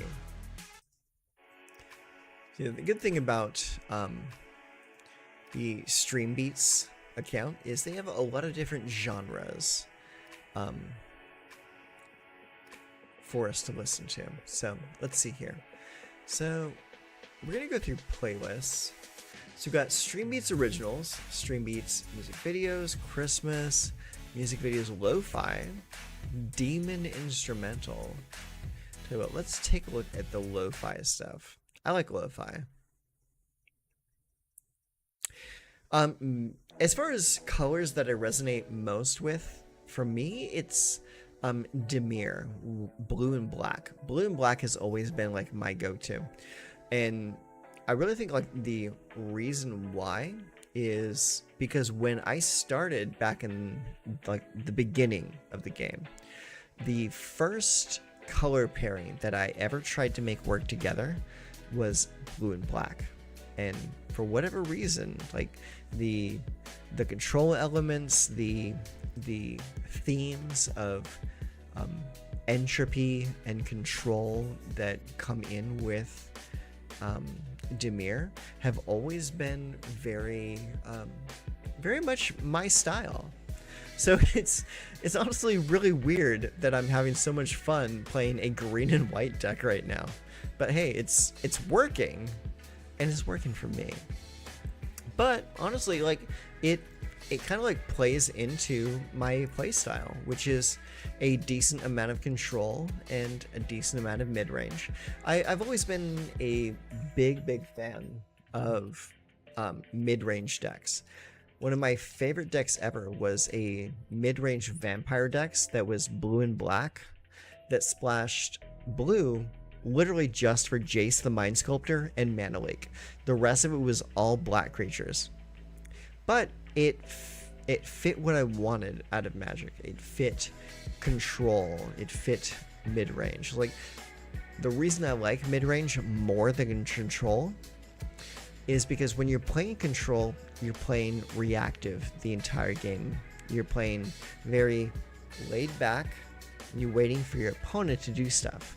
If you're playing mid-range, you can play aggressively in certain points of the game and controlling in other points of the game. And so it kind of gives you a way to adapt to the field. And when you're playing in tournaments, or even just going to down to your local FNM to play in a little local tournament, mid-range will suit you very well because you can beat a large swath of the field just by doing the thing you're already doing. I prefer Golgari the most, then Demir. Boros is lowest for me in color pairs. I'm not very aggressive unless limited, and if I'm in the colors. I would say the colors that I play the least are probably Selesnya and Gruul. And I think the common factor there is green. I've never been a huge fan of green. It's never been a color that really resonates with me. I resonate more with white, with blue, and with black. So I guess you could say Esper is kind of like my cup of tea. Just because it gives you a lot of really good control options against so many more things that your opponents are going to throw at you, you know? So that's where my mentality sits. But like the way this deck is set up, like this deck handles pretty well for a color combination that I usually don't gravitate towards. So I'm happy with it. So anyways, let's play some more games.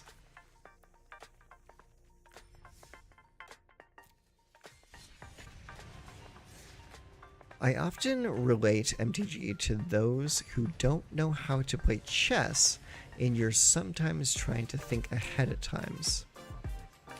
I can kind of see that. Like, often you'll run into situations where you think you have everything mapped out, but you were only thinking 3 turns ahead, whereas your opponent was thinking maybe 5 turns ahead. So it can sometimes be a little silly. End turn. I start with M19. My first deck was Mono Black Liliana. Now that's something I can relate to. I would say, I think it was around 2011, 2012. I was playing a lot of Mono Black. Barter and Blood was one of my favorite cards to play. Alright, we get ourselves a poison counter. Alright, turn 2, we get a forest, and we're going to play a Fear of Surveillance. Are you going to counter my card? Are you going to kill my card? Are you going to be a jerk about it?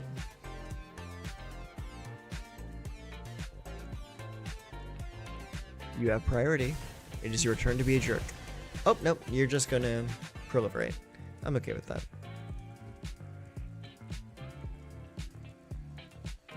I learned around Onslaught, but honestly, don't have a ton of paper experience. I have more experience with MTGA compared to paper. Okay, so I'll let you in on my history. I started playing Paper Magic, playing at my kitchen table in 1996. I've been playing for a long time. I am, for all rights, ancient.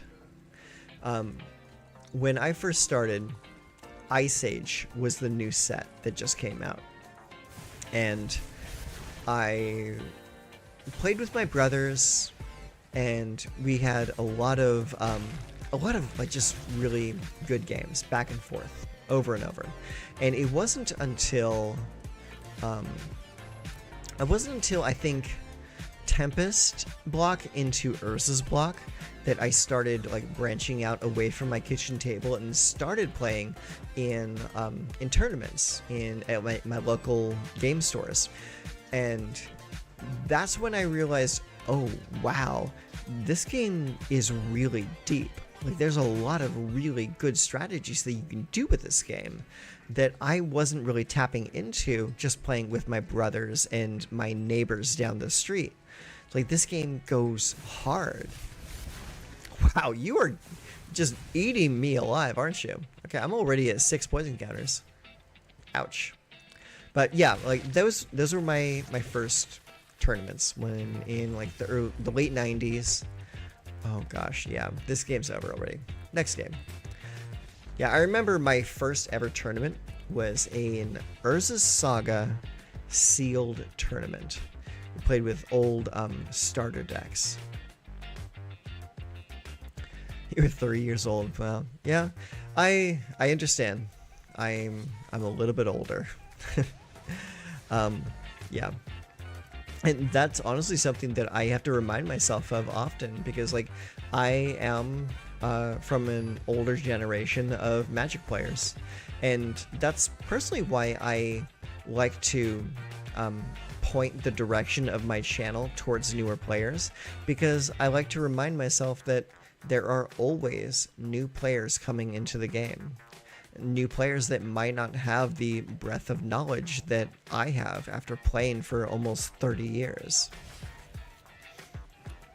I miss the fat packs so much. Yes.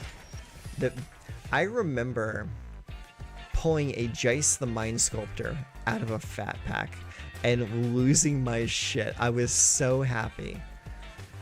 And then like going around and like trading with my friends and like doing whatever I could to get the 3 other Jaces, because I knew as soon as I pulled that first Jace, it's like, oh, it's on now. I have to get more of these and build a deck around it, because it was such a good card.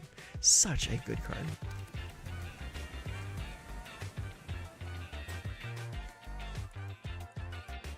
But yeah, my first tournaments were Urza Saga, but more than any of the tournaments I ever played, the best memories. Oh geez, I missed a land drop. That sucks. All right, enter. The best memories I've ever had playing Magic were before I started playing tournaments. During the Tempest block, my mom, of all people, started getting into the game. Like, she saw how much fun, like, me and my brothers were having sitting around the table playing Magic. And she's like, you know what? I want to get on this. And so, suddenly, I have my mom, of all people, driving me down to the local comic store and buying Magic cards. We bought so much Tempest and Stronghold during that time frame that honestly, like, it's it more than anything, it created a strong bond with me and my mom, because we had something that we could sit down at the table and play together and just enjoy. And I understand that not everyone has that same experience as I do, and it really makes me happy. Recently, I believe it was about like 6 months or so ago, I actually went over to my mom's house and we started going through some of her older cards to try and find some things that maybe she might want to sell, because she still has all those old cards from back in the 90s when we used to play. It was really fun. Let's play the Sphere. Get a +1 counter on the Scavenger and attack for 2.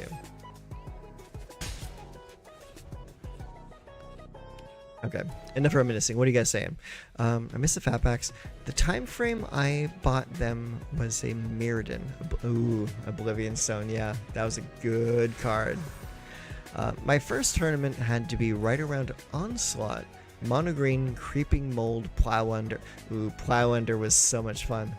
If I have the name right, I didn't do well, but helped me get used to taking a little with strangers. Yes, Mom MTG. Yeah, if she ever wanted to like do like content creation in the Magic space, that would definitely be her jam. Okay, let's go ahead and play Overlord. Autopay.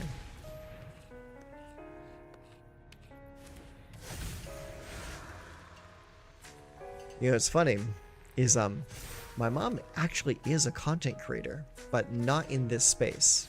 She's actually a content creator for slot machines and gambling. Oh, okay. I'll keep it. Yeah, that's good. Yeah, my mom has actually teamed up with my younger brother, and they are going together and going around to like various casinos in our area and just doing basic content creation for that. And they've been doing really well together, so I'm really happy for them.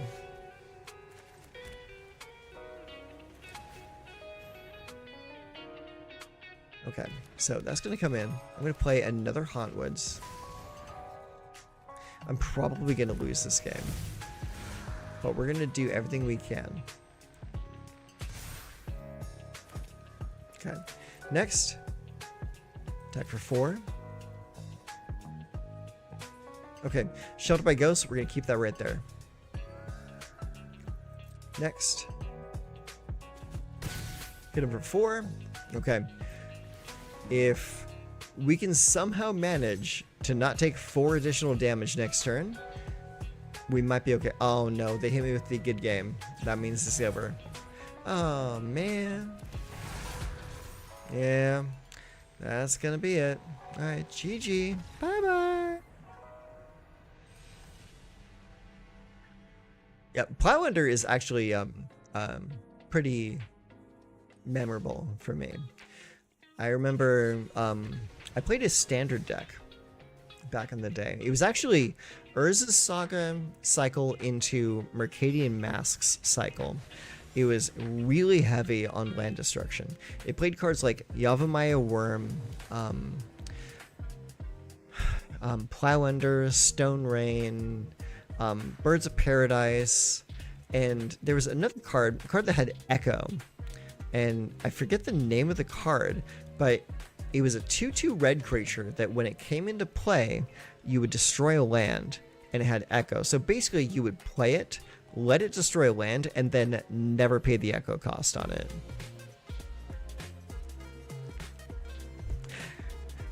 I'm not gonna lie with you, buddy. She kind of is the best mom. Avalanche Riders, yes. Avalanche Riders was absolutely the card that we played. Yeah, we played Avalanche Riders, we played Yavimaya Worm, we played Plowender, we played Stone Rain. I think Pillage was also in the format at that time too. But yeah, it was just turn 1, Forest, Birds of Paradise, turn 2, Lay a Mountain, Stone Rain, turn 3, play an Avalanche Riders or Yavimaya Worm, turn 4, drop a Plowender. It was a disgusting deck. Absolutely. Let's play this Restless Prairie. I generally watch MTG content and Twitch. YouTube I like at times because it feels more casual and chill. Also uses less resources than Twitch and allows me to play while watching streamers. Yeah, I would agree with that. I don't really watch a whole lot of Twitch anymore myself. Not because of like the resources, but because of the fact that Twitch runs so many damn ads. It's like anytime you go into a new streamer's like channel, you're gonna get hit with like 6 minutes of ads, and by the time like you're halfway through the ads, you're like, you know what? To hell with this. Why am I even bothering? This doesn't make any sense.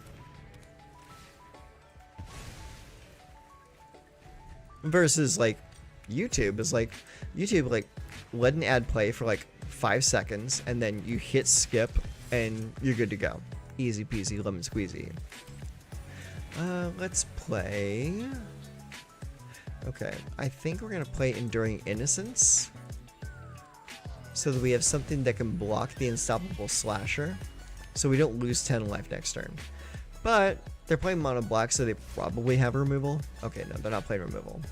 Yeah, just let the Enduring hit. It becomes an enchantment. Oh, we got another Slasher. Okay, that's cool. That's cool.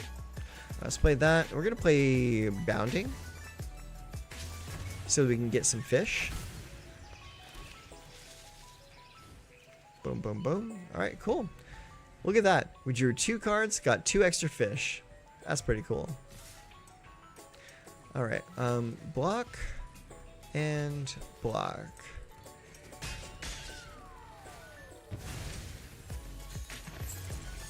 All right, my turn. Let's go here. So we're gonna go with a Calyx. And just gonna put a +1 counter there. Draw a card. Then I'm gonna play Shelter by Ghosts on the fish. It's gonna land. We're gonna absorb this creature right here. Put another +1 counter right there.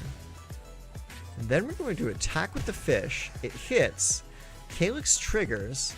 We take action and we create another copy of Shelter by Ghosts attached to Calyx. And that is going to absorb the other Unstoppable Slasher. And also put another +1 counter on Calyx. Ooh, that's dirty. That's real dirty. I like that.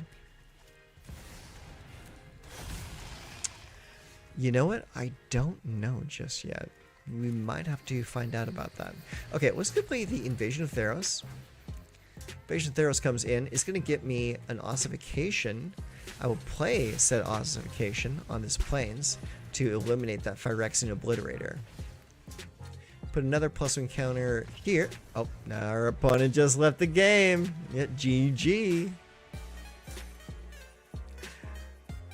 Damn, this deck is fun. Okay, alright. Let me catch up on chat here. Let's see. And Avalanche Riders, I never played with it, but autism does help give me a pretty good recall / memory if I've ever seen a card. Yes, that was absolutely the card. You're absolutely correct. Win Big James. Thank you, little brother Peyton. Ads are fine, just don't overdo it.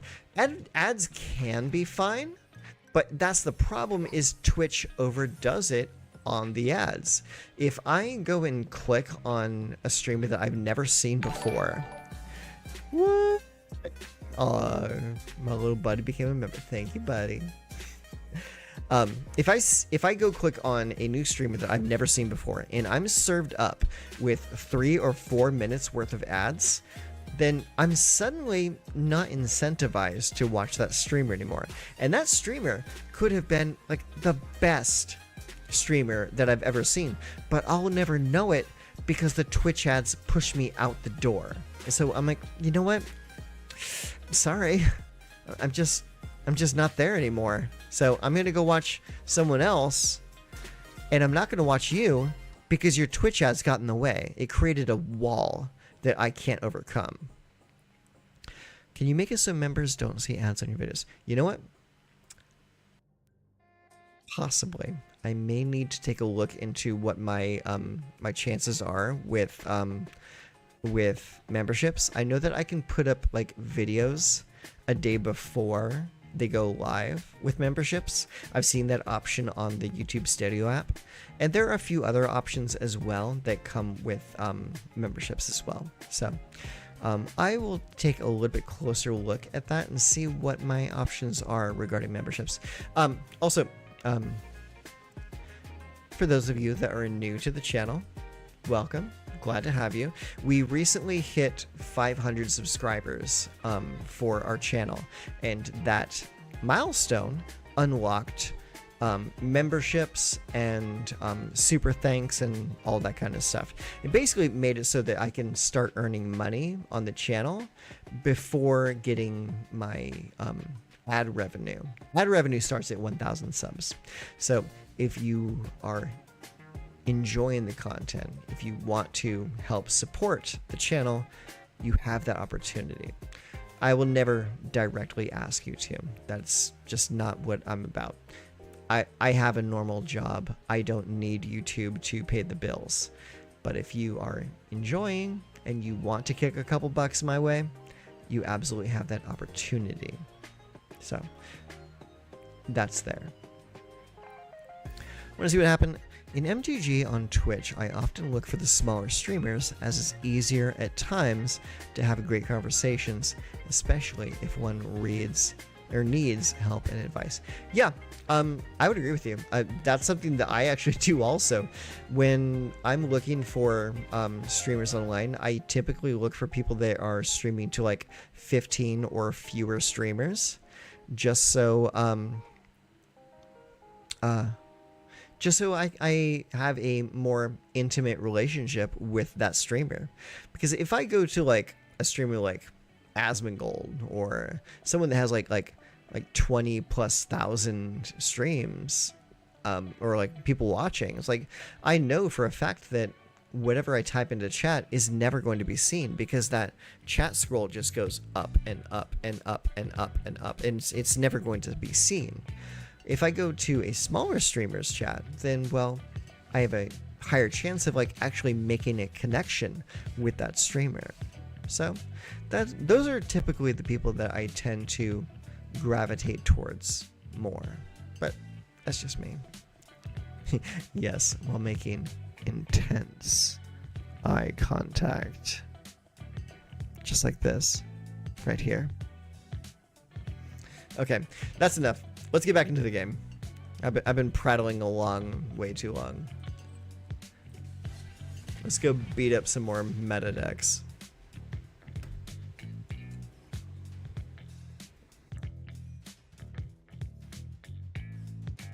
I like that bass line. That bass line sounds pretty good. What song is this? This is... What song is this? Doesn't say. says Stream Bites by Harris Heller for 1 hour, the hi-fi album. Okay, someone just like re-uploaded this. That's unfortunate. Okay, back to the game. We have a Plains, a Brushland, a Restless Prairie, Fear of Surveillance, 2 Sheltered by Ghosts, and an Enduring Vitality. I'm gonna keep it. Looks good to me.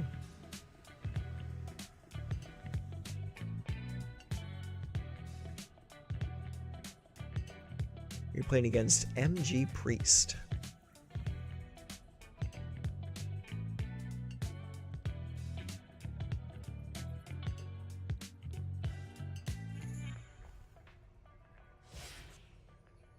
Okay, looks like our opponent is taking a mulligan, sending something back. Okay, they play an island. I am going to open with a Restless Prairie, since I have nothing to do on turn 1. Okay, second land is a swamp. Okay, I'm going to play a forest, and then open with a Fear of Surveillance. Opponent plays a Prologue to Phyresis. You know what? That Dimir Poison deck is getting really popular. I've been coming across it quite often tonight. Let's play Enduring Vitality.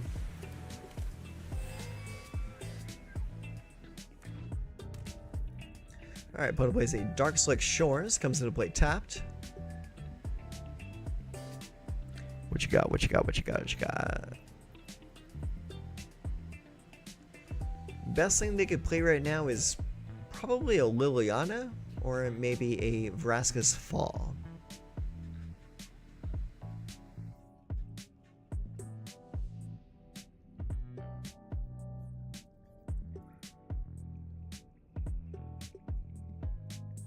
Opponent's taking their sweet-ass time now.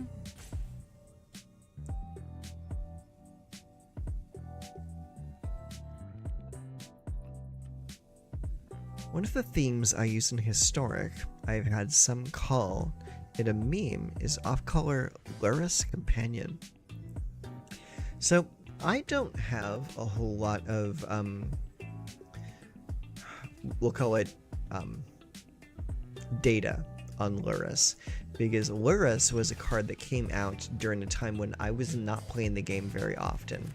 I believe I took like a pretty decently sized break when that card came out. So unfortunately, I don't have the most data to give you feedback on that one. So yeah, I took a really long break between 2014 and I think 2022 is when I came back to the game. Okay, Serum Snare. Bounce back. Well, I'm glad I waited to cast any spells.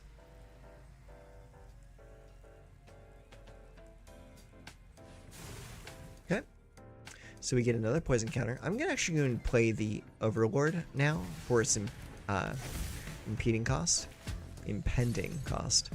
so we can get a little more mana going. Off-color Luris.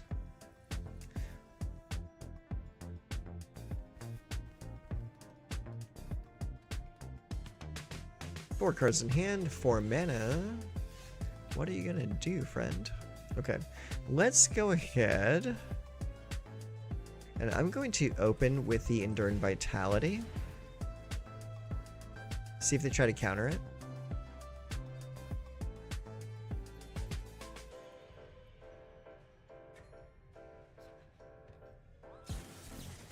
Okay, they cast Brain the Ending. It's not the worst thing to happen. We are corrupted though, so it gets countered no matter what. So you're just going to let it go. Really nothing we can do about that. Are you going to put another counter on my Overlord? Okay, he didn't. He didn't put another counter on my Overlord. I don't know why. I probably would have. Green is Elves Paradise, Druid Gallagreators as key pieces, just sometimes Castlers. I do like Gallagreators. Gallagreators is actually really good.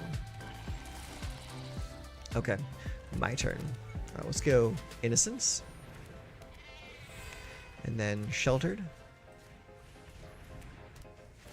to eat Bilious Skull Dweller. So this next turn will probably block the other Bilious Skull Dweller.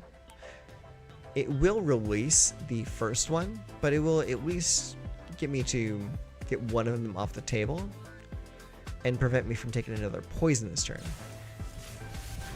Oh, they're bouncing my Overlord. How peculiar. And then they play Distorted Curiosity to draw 2 cards.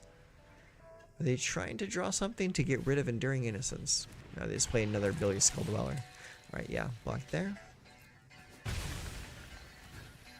Okay. Enduring Innocence. Alright, cool. Awesome. We got an Optimistic Scavenger. Cool. Let's play the Brushland. We play this, Shelter by Ghosts. To eat that one. Put a +1 counter on my creature. Then you'll play another Shelter by Ghosts to eat the other creature and put a +1 counter on my creature. Now, provided they didn't just draw a sacrifice effect, I think we're going to be okay. Oh, they got Anoint. But we do have 2 Ward 2s though. Yeah, it's not going to get through, bud. Okay, just going to draw 2 more cards.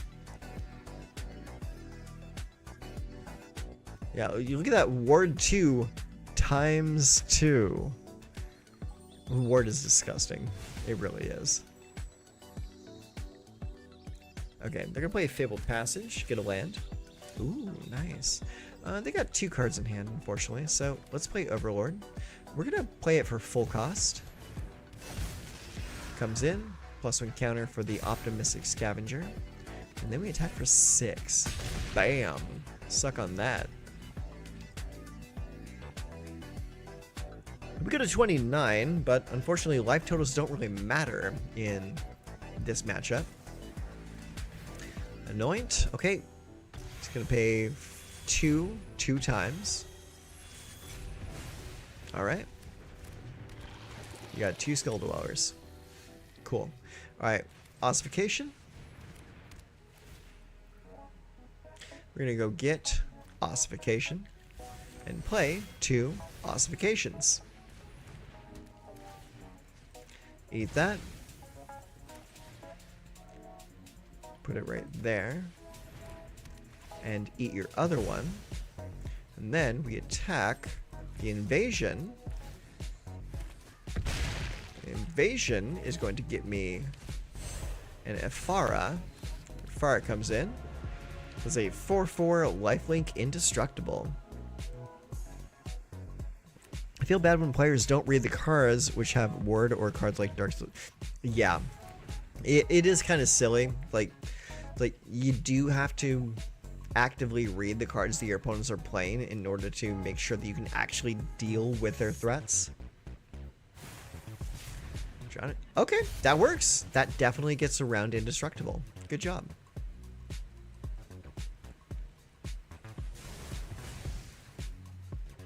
Alright, we are at 7 points of poison. What else do you have? Experimental Augury. Okay, that's going to proliferate and put me to 8 points of poison. So, we kind of have to win next turn. And we can do that with Restless Prairie. Because they are also tapped out right now. So we activate Restless Prairie. So, activate. Play a Calyx. Calyx comes in. +1 counter there. Draw a card from the Enduring Innocence. Play a Brushland. And attack for 10. Boom, boom. GG!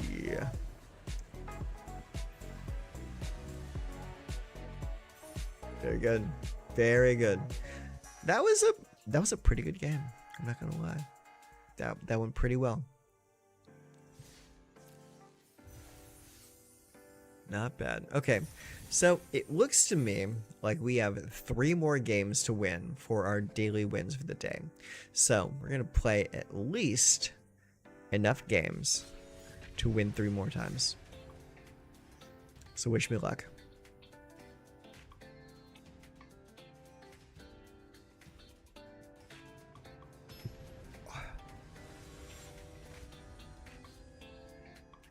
Bartman? We're playing against Bartman. Alright. Plains and Forest. Restless Prairie. Ethereal Armor. Overlord of the Mist Moors. Calyx and Overlord of the Hotwoods. You know what? Let's keep it. Let's see what happens. Opponent opens with a Restless Fortress, so we will open with a Restless Prairie. Opponent takes their second turn with a Caves of Koilos. Into a Lunar Convocation. Okay, so they're playing bats. Easy. Let's see here. Let's go and play a Forest. Unfortunately, we don't have anything to do on turn 2. I love those who come up with clever names. One I always remember is 2-Drop Shakur. yeah, that's a good one. 2-Drop Shakur. Okay, there's no removal in my hand, so you can take whatever you want to.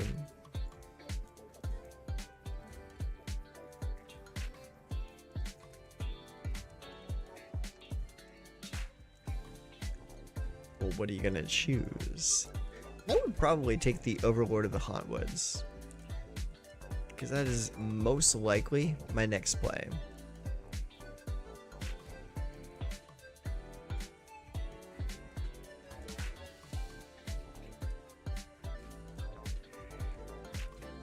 Anytime now.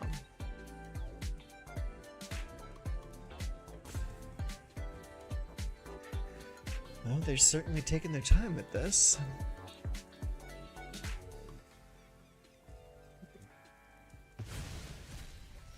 Alright, what did they take? They took my Calyx. Okay, cool.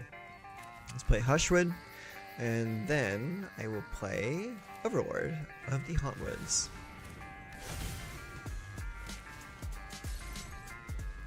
This is not a game that I really need to race. My favorite deck name to use is Truffle Shuffle. Goddess bless. Truffle Shuffle's a good one. Very good. Goonies reference.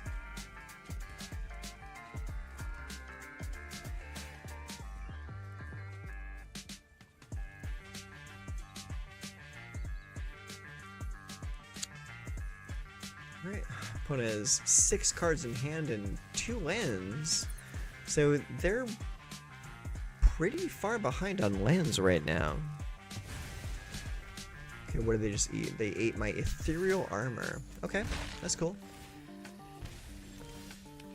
Alright, let's play the Plains, and then we're going to play an Overlord of the Mistmoors.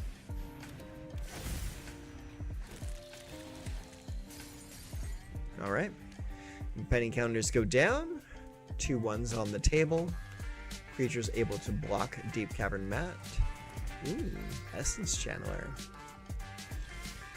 Alright, they decided not to attack, so I'm going to open with Shelter by Ghosts right here. And that is going to eat the Deep Cavern Bat. And that is going to give me an Ethereal Armor on this land, this creature right here. Play that land, and then we're going to attack for 7. Booms. Take 7 damage. Impending counters go down. Opponent is now at 13. I'm at 25.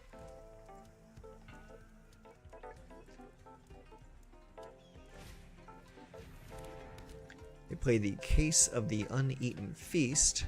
They're still at 2 mana. It's like, this is really harsh for them. So they are trying to hold on with only 2 mana. Alright, let's play Calyx. GG. Yeah, that's game right there. Yeah, they know as soon as one of my creatures connect, it's going to be game over for them. Ooh, what do we get? What do we get? Starseer Mentor. Very cool. Alright. Let's try to get 2 more games in. At the very least.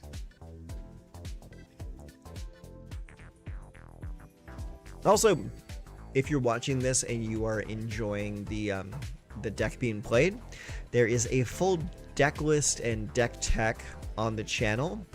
It is the last video that I uploaded. I believe I uploaded it this morning. So you can check that out if you are so inclined. Restless Prairie, Ossification, Innocence, Invasion of Theros, Calyx, and Overlord. It is a little bit slower of a hand, but I kind of like what I'm seeing here, so I'll keep it. Alright, turn 1, Restless Prairie. Alright, opponent opens with a Hedge Maze. That is a blue and green land. I will play a Hushwood Verge. Turn 2 for opponent is a forest into an Agatha's Soul Cauldron. So I'm at 3 mana now. I think I need to play a creature. So I'm going to open that and play the Overlord of the Hauntwoods. Get a little bit more mana going. This is such a good card. It is ridiculous how good this card is. Okay. Alright. Hushwood Verge, or Prairie. I think we'll play the Prairie, actually. So, play that and play Enduring Innocence. Okay. We now have an Enduring Innocence. Opponent taps and sacrifices the Fabled Passage to go get a land. And that land is a plain, so that tells me our opponent is firmly in Bant.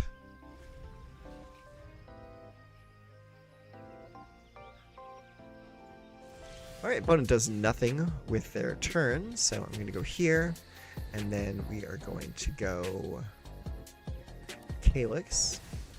Calyx, if it lands, will draw us a card off of Enduring Innocence, and we will also put a +1 counter on Enduring Innocence from Calyx.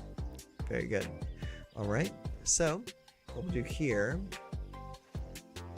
is we will play Overlord of the Hauntwoods. Overlord comes in, another +1 counter on the Enduring Innocence. Leyline Binding comes down, targeting the Enduring Innocence itself. Okay, very cool. Alright, we still get our land from the Overlord of the Hauntwoods. I'm not upset by that at all.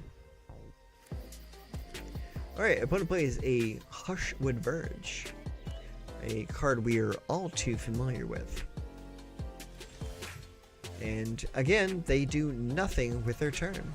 So, let's go ahead and play Invasion of Theros.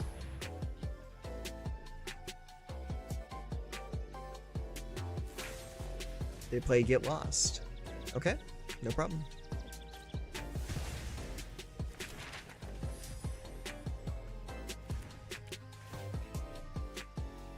Okay, Invasion of Theros comes in. I will get Shelter by Ghosts. Now this can exile a creature or planeswalker, however they have neither on the table, so I'm just going to wait. End turn.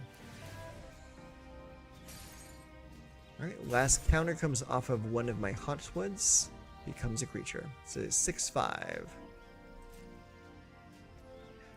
And again, they do nothing. So let's go ahead and play this Brushland. And then I'm going to play a Shelter by Ghosts on the Overlord. They play a Leyline Binding. Okay.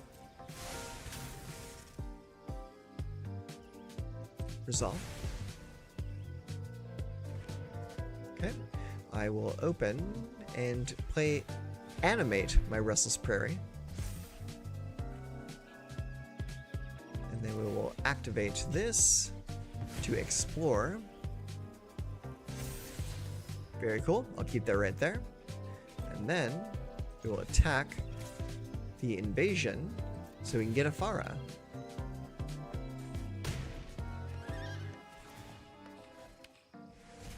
Alright, invasion is defeated and we get a Farah. I'll play a Optimistic Scavenger.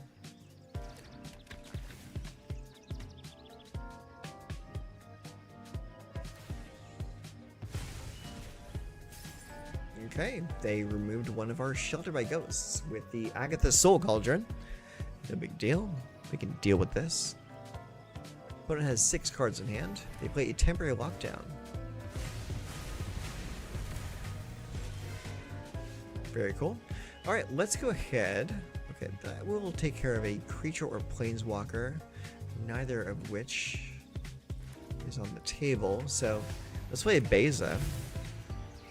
Draw a card off of that. Ooh, Ethereal Armor. Very nice. Put the Ethereal Armor on the Ephara. You draw a card. Play Calyx. Put that on the table. Put the +1 counter on Ephara. Play the Brushland. And then we attack for 9. Get him. Yeah, and we'll take action to copy an Overlord. Put a +1 counter on Calyx. And then we end the turn. Boom, boom, boom, boom, boom, boom. Yeah, that's gonna be game. That's gonna be game. GG, friend.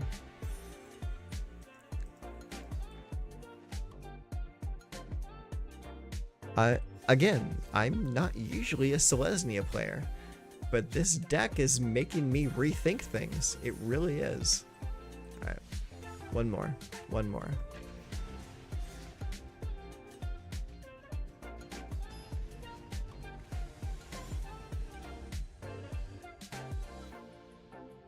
Okay, our next opponent is named Sin. C-I-N. We have an opponent going first. We have a Plains, a Brushland, and a Hushwood Verge. We have Optimistic Scavenger, 2 Shelter by Ghosts, and a Royal Treatment. So, maybe it can work? Let's find out. Opponent opens with an Undercity Sewers, so we're up against Dimir Midrange. One of the premier decks from the most recent Worlds tournament. So let's open with the Optimistic Scavenger.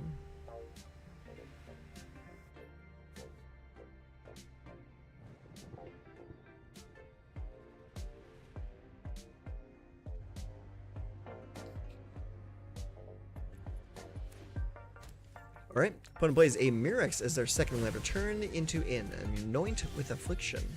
Not great for us, but you know what? Is what it is, right? So next turn is probably going to be Enduring Innocence, because I don't think I want to play the Calyx right off the bat. Make them waste their removal on cards that don't mean as much to me. Okay. And we're also going to play the card that we just drew to make them think that that was our only option.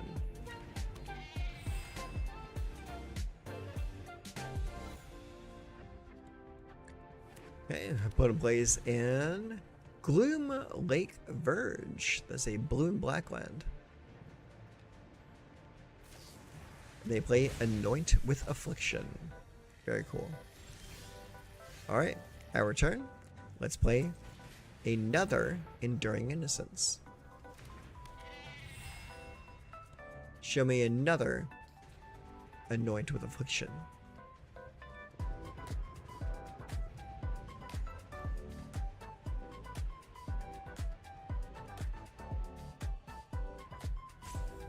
Show me what you got. I might not like what you got. Edict? Okay, that's fine. At least I get the enchantment back. These enduring enchantments are so cool. Ooh, a Jace. What you gonna do with that Jace? You gonna blow me out for 15 cards?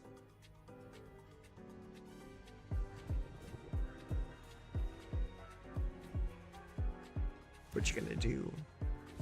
Oh, they're gonna mill 4 cards away. Or times 4, I mean.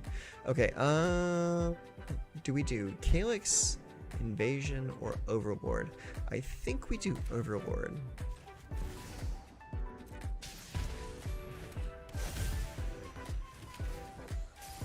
There we go. That looks good to me.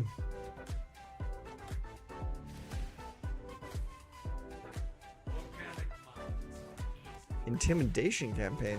When an intimidation campaign enters, each opponent loses 1 life, you gain 1 life, and draw a card. Whenever you commit a crime, you may return card to your hand. Okay, that's cool.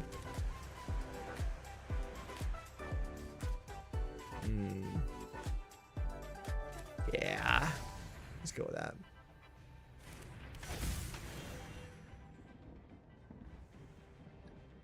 Okay, we get a +1 counter on Calyx and draw a card from Enduring.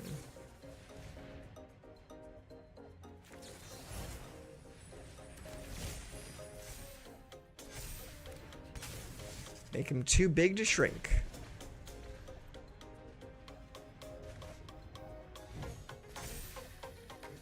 Boom. Still alive. Look at me.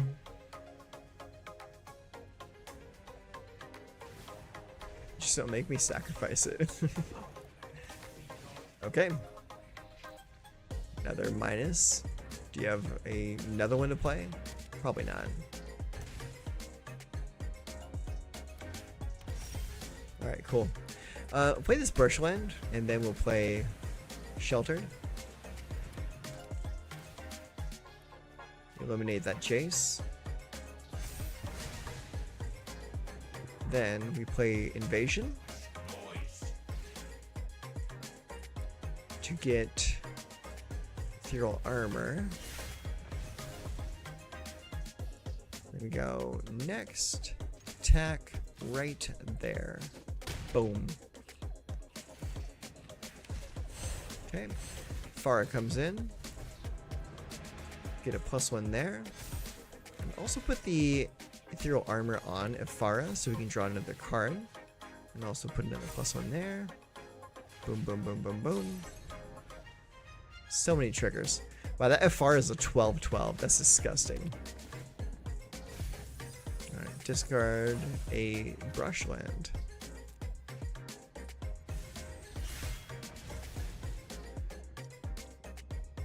Don't know what you can do unless you draw like some kind of like mass removal spell.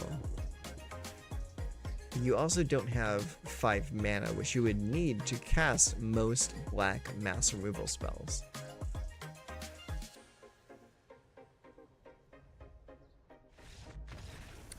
Yeah, that's what I thought. That's what I thought. Boom. How's it going, y'all? Hope you're nice. Well, you know what, Andy? Tonight is actually going pretty well.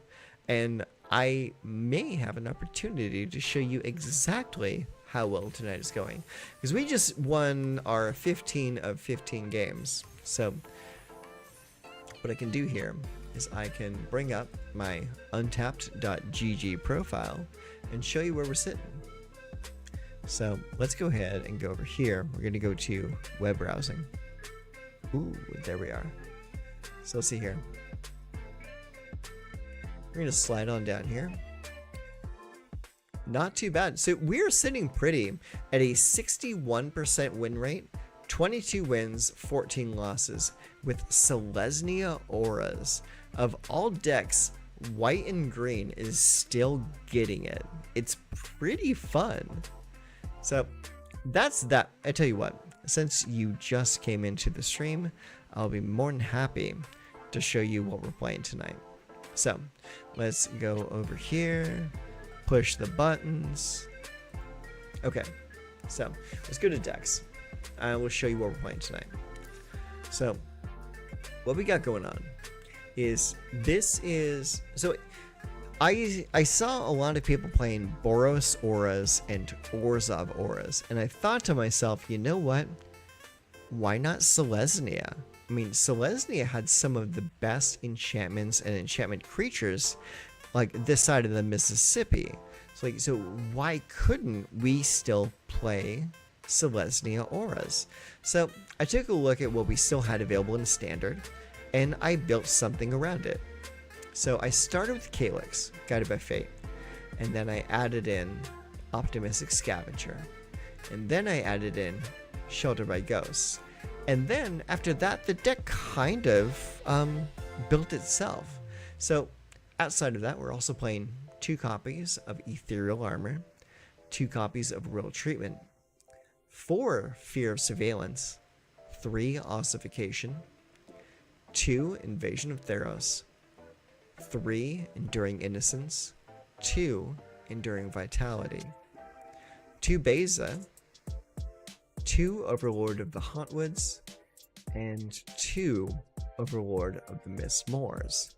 So overall, it's still a pretty enchantment heavy deck, with like really the only like non-enchantment cards being like Royal Treatment, but Royal Treatment leaves you with an enchantment token when it resolves. Optimistic Scavenger is not enchantment, but it gives you benefits when you play enchantments. Then you also have Invasion of Theros, which is a battle, but it allows you to search up an enchantment when you play it. Specifically an aura, which means you can dig up Ethereal Armor, you can dig up Ossification, or Shelter by Ghosts with it. Pretty solid. I like it.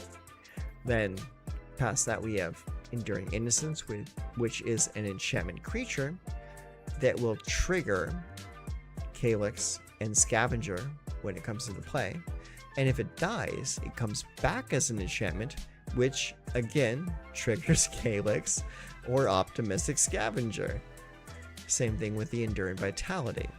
Also, if you are playing the Invasion of Theros and you beat the invasion, and you then have the chance to play the enchantment creature god side of it, boom, that's another enchantment coming into play, which triggers all of your synergies. It's really good.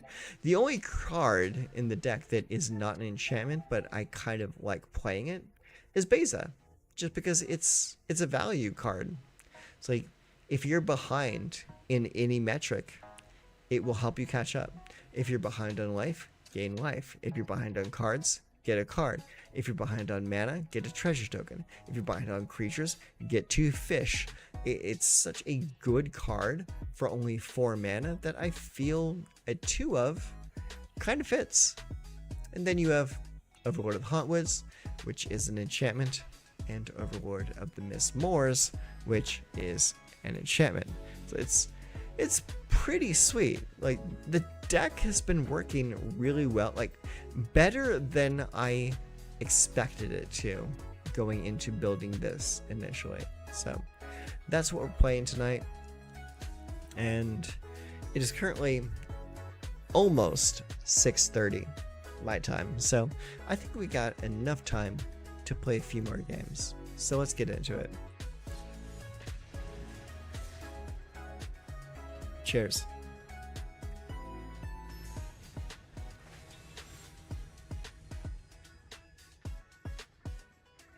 Microwave Lines is our next opponent. We have 2 forests, and that's not good enough for a mostly white deck. The mono red wishes it could be this. You know what? I don't disagree. Alright, we got 2 Fear of Surveillance, an Ossification, and a Beza. I'm going to keep 6, send the Beza back. Alright, turn 1 is Plains. We're going to play the Hushwood version on turn, so we can play the Fear of Surveillance. So, Hushwood, Fear.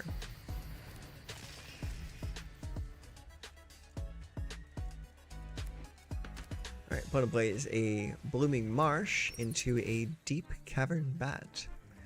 I'm going to take the Ossification. Yeah, that's the card I would have taken. Alright, Brushland into Overlord. Overlord comes in, gives me an extra land, then we attack for 2, surveil for 1, don't need that land anymore. Get out of here. Boom. Take 2. Impending counter goes down by 1. Opponent plays a Swamp. Are they going to play Glissa? No. They play a Virtue of Persistence. Okay. Next land is going to be a Verge. And we're going to play another Fear of Surveillance. Aurora Borealis. Yeah, you absolutely could. And it would be totally in theme. Aw, come on. Stop killing my dudes. That's just not cool, man. Oof. That's rough, because we're out of threats momentarily. Play a Swamp. Into a Shelter. Ooh, damn. That hurts, dude. Alright. Yeah, I'm taking some damage. Play the Enduring. Play the Swamp. Or Plains, I mean. And now we have an Overlord of the Hauntwoods.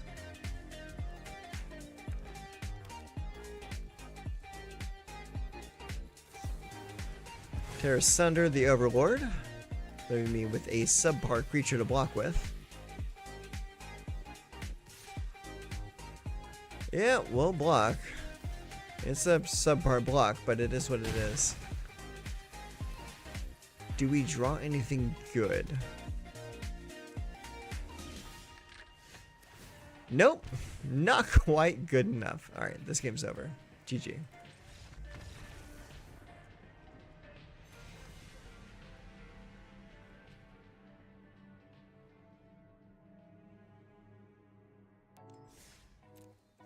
Alright, let's go again. See what we can get. Very important thing to remember is no matter how well you build your deck, sometimes you're just not going to get there. And that's not a failing on your part. It's just variance. And that's what card games are. Card games are variance. We're not playing chess. I'll keep this. Alright, opponent starts with a Restless Cottage. I have a Hushwood Verge, but I think we're going to play a Restless Prairie first.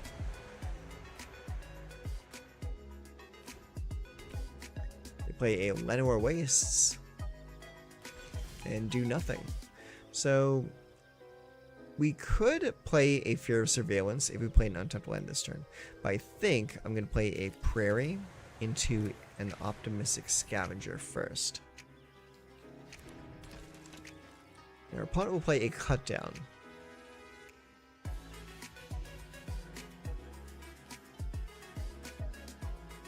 I'm circling the creatures so you know which one to cut down. Okay, perfect. Go for the Throat. Works for me. Casting Go for the Throat on a 1/1 creature. Seems good.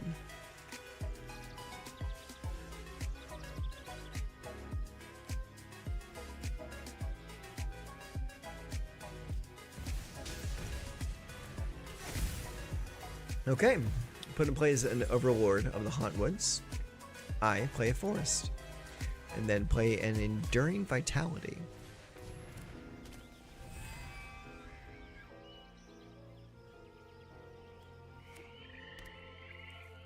Opponent drops a Blooming Marsh tapped.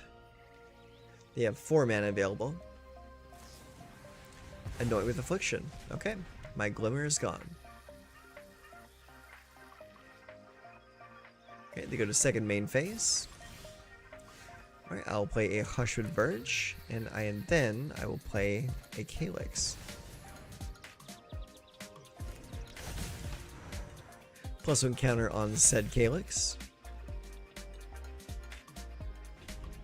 Always good to drop inconsequential creatures before playing your good creatures.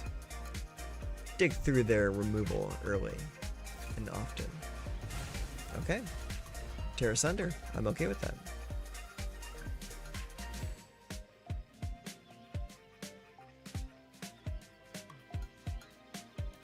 It appears that our opponent is only playing removal, which works for me. Hushwood Verge, play Optimistic Scavenger, then play Calyx.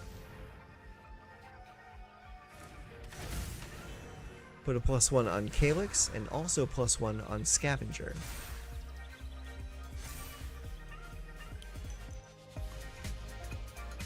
So at the end of their turn, their Overlord is going to become a creature. So thankfully, we have an ossification waiting for them. But depending on what else they play this turn, deadly cover up. Okay, they're just going to burn. Perfect.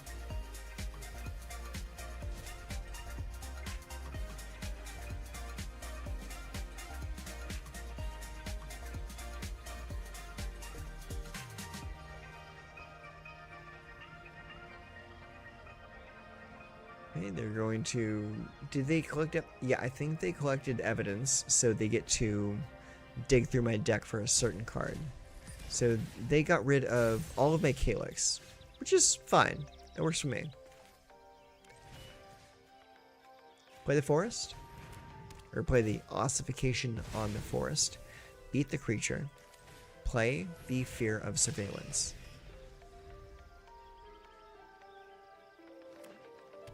Alright, opponent plays a forest into a Glissa. I was honestly waiting to see that come through. Okay, play that. Play a Fear of Surveillance. Okay, next. No attacks, end turn.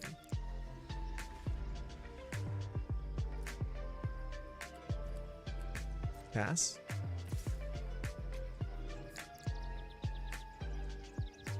So if they get through, they're going to kill one of my 2 Fear of Surveillance anyways, so we may as well block.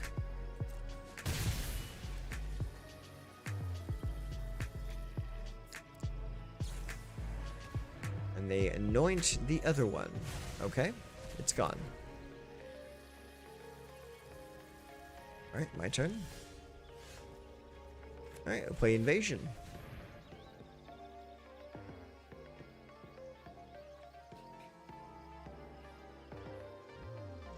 Looks like you're hovering. Hey, make a fish token. Cool. No problem. I'm gonna get Ossification. And then play it. Target that plains. Get rid of that Glissa. There you go. Get out of here. And don't play another one. Here, take 1. Animate Restless Prairie. Next. Attack. There. Go.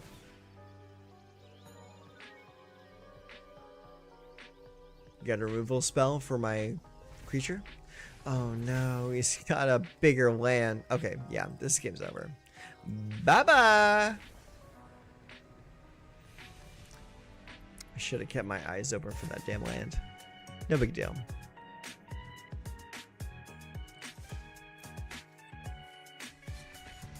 Man, we played a lot of games tonight.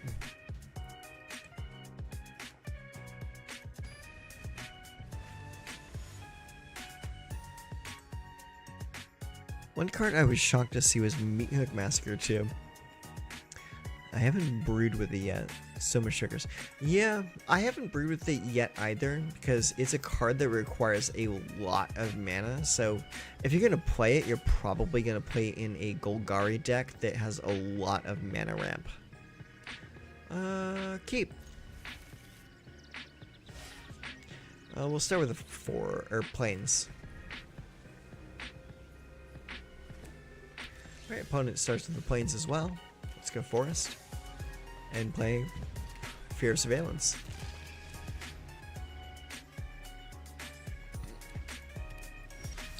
Opponent goes another plains. Let's go another plains for itself. And then we'll go attack for 2. Surveil 1.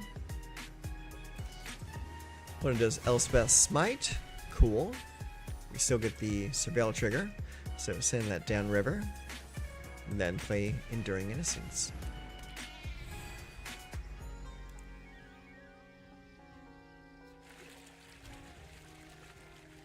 Play Fountain Port.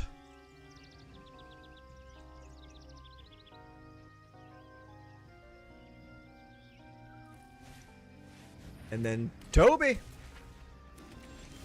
Alright, so what does Toby say here? Inners, create a 4/4 white beast creature token with this creature can't attack or block alone. As long as you control 4 or more creature tokens you control have flying. Interesting. Okay, cool. So we're going to go here. And then we're going to go here. Targeting that land. Eliminate Toby. Then Ethereal Armor right there. And then attack for 5. Don't know why you didn't block. That Toby is pretty useless without his token friend. Alright, yeah, that works. GG.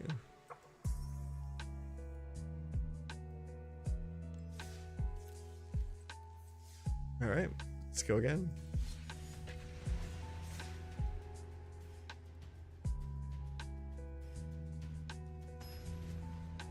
So, I find myself at a little bit of a dilemma. So, we just recently hit 500 subscribers, and now I have the ability to lock things behind like a paywall, like a membership thing.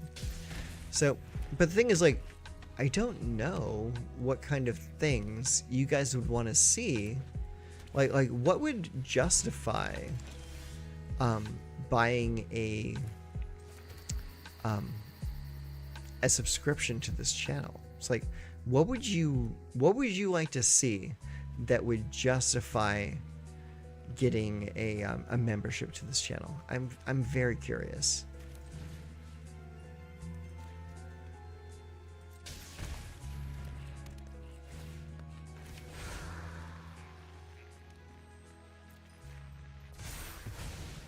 Plus encounter there. Eat your dude. Deck for 3.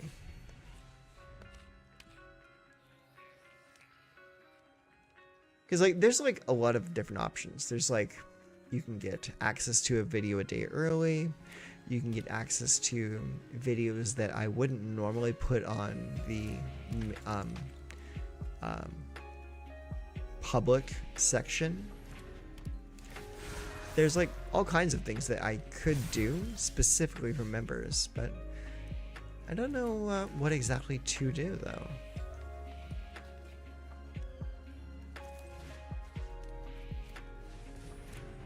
I'm still kind of new to this, you know.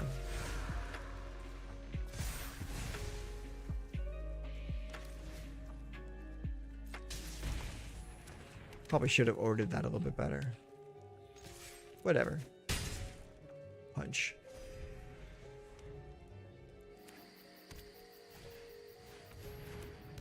Ooh. They play a Tocasia's Welcome. Alright. Drop that Calyx.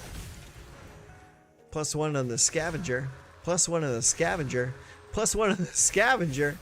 Boom, boom, boom, boom, boom. Get all those triggers. Boom, boom. Alright. Let's make a copy. Take action. Copy that.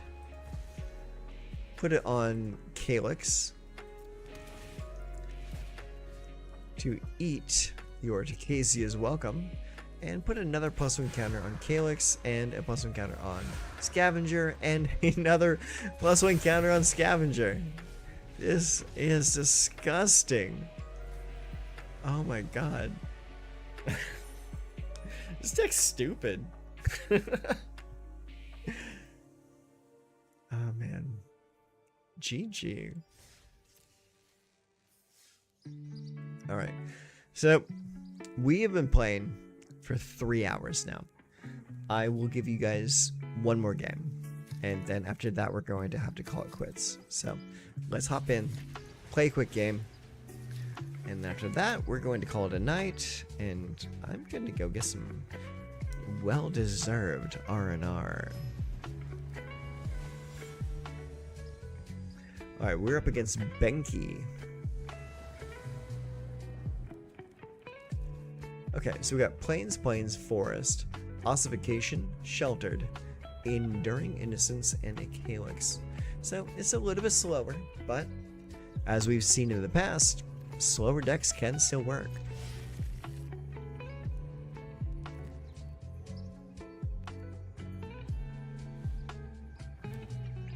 Right. Our opponent opens with a Fabled Passage, so that tells me they will not be doing anything on their first turn. Alright, our first turn is Plains into Optimistic Scavenger. That is a gorgeous island. Look at that. Alright, let's go Forest, and then we are going to go and do nothing and just pop you in the face for 1. And turn. Okay, they go Demolition Field. Alright, Plains, Innocence.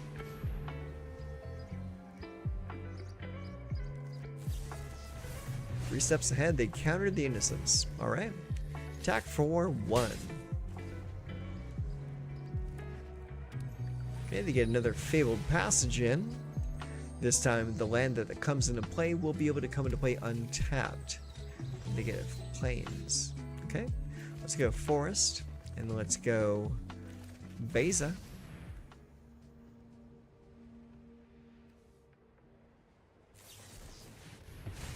Alright, spell gets countered. And they played a Spellgyre to do it. Look at that. That is the first time I've ever seen that card cast. And it may be the last time as well.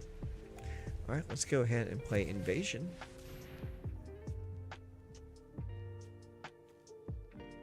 In case you can't tell, I'm playing out a bunch of just bait cards to make sure that my opponent is running out of counterspells.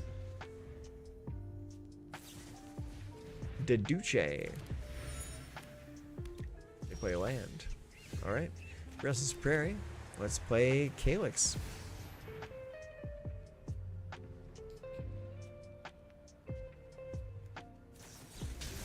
Alright, play 3 steps ahead. You got it, champ. Alright. Let's play Shelter by Ghosts. Eat your counter. Come at 3-2 and attack for 3.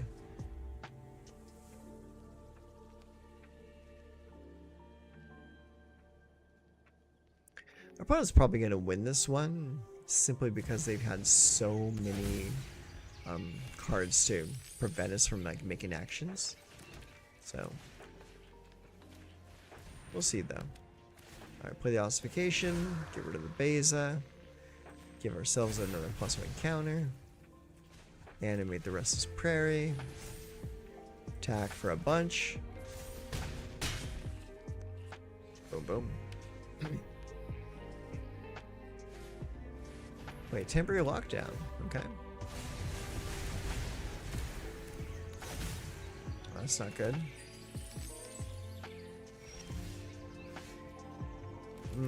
Alright. All lands, no action. GG.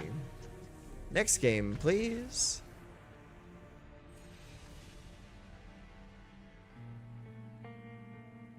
That sucked. Guess I was bound to run into a deck like that sooner or later, though.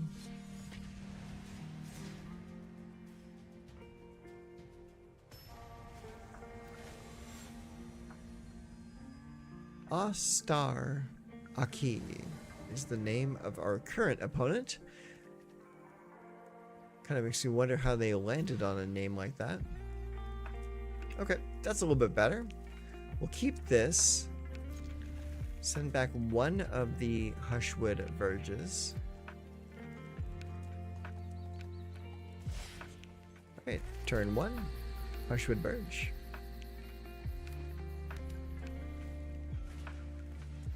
Novice Inspector comes out. Alright, turn 2, we play Optimistic Scavenger. Play a mountain. That's a nice looking mountain. No blocks. Let's not be silly.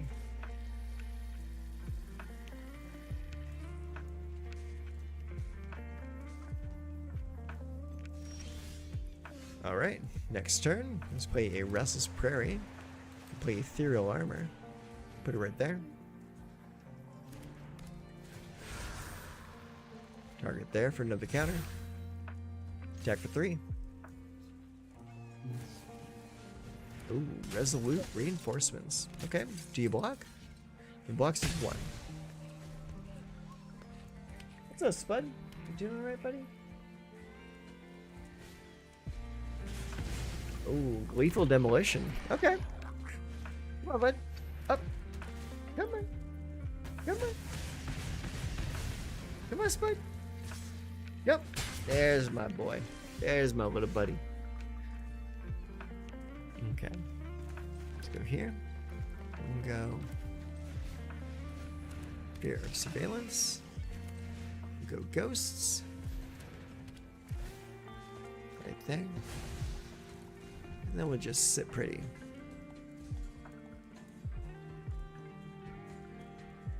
Boy.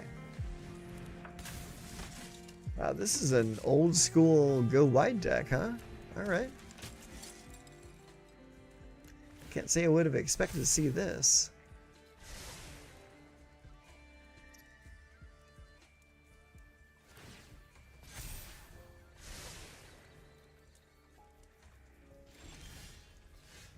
Alright, that does not help me.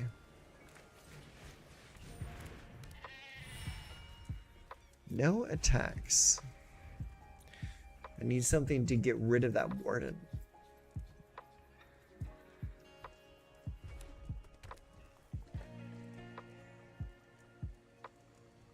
But if I can't draw into anything to get rid of that warden, then that's going to have us losing this game.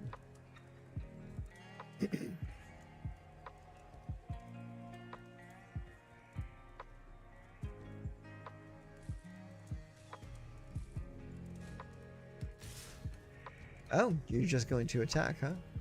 Alright, well, block there and block there. Boom, boom. Yeah. During Innocence comes back as a 2/1. Or as an enchantment, I should say. And then we gain a little bit of life. Oh, okay. Well, that sucks. Pretty hard. Ooh, yeah, that sucks a whole lot. We can eat that, but then we take 2, 4, 6, 8, 10. Yeah. We're not winning this. Yeah, game over. Wow, would you look at that? Boros Go Wide still exists. A deck that I thought had been, like, shelved permanently. Alright, well, we can't end our night on a loss, so we have to play another. Good boy.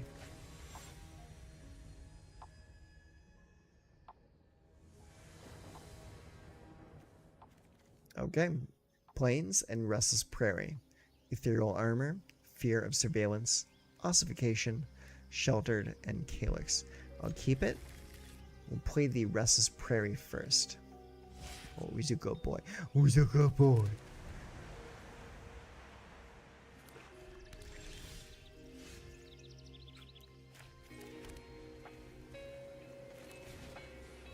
Alright, Fear of Surveillance comes out.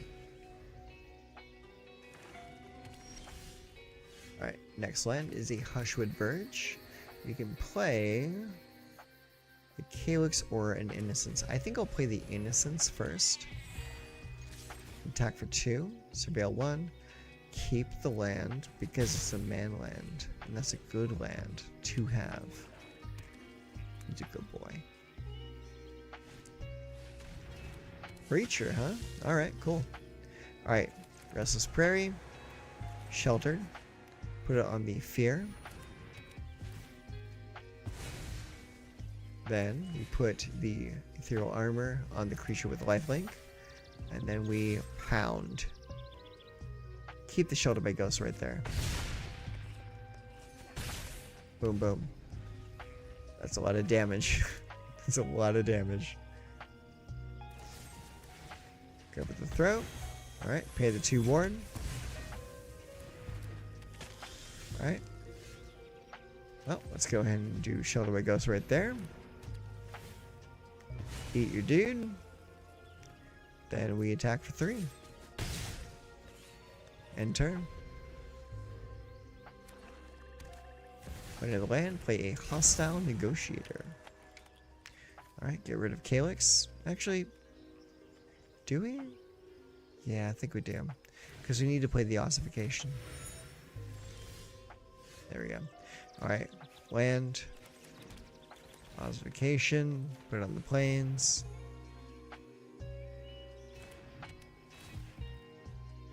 Get rid of your last creature. And then attack for 3. Alright, last turn. Either you have removal for it or you don't.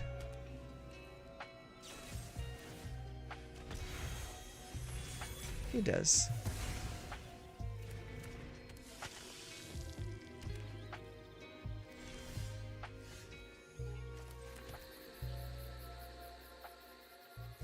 Next.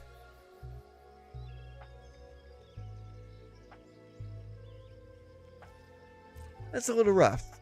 It's a little rough. Let's see what he does.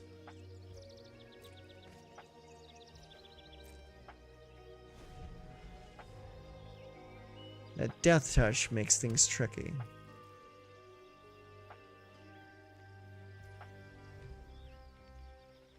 Pass. Yeah. And deal damage. Go on in. Like Caravac. Interesting.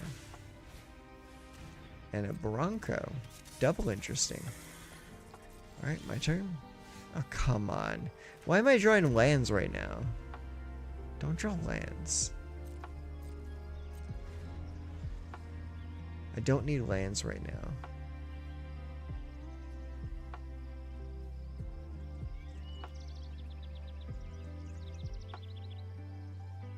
That saddle cost is 3. Okay. Comes in. I can't discard a card. Resolve. Oh, man. Now would be a great time to have a board wipe. But I don't have anything. Alright, well, let's at least animate the prairie. And then we block that.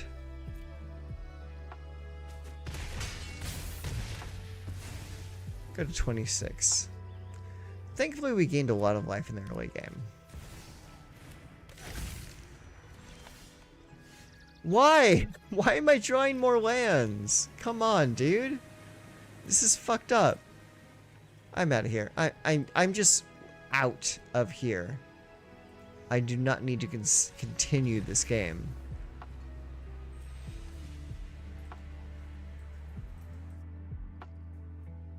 But again, I have to finish the night on a win. I can't go out on a loss.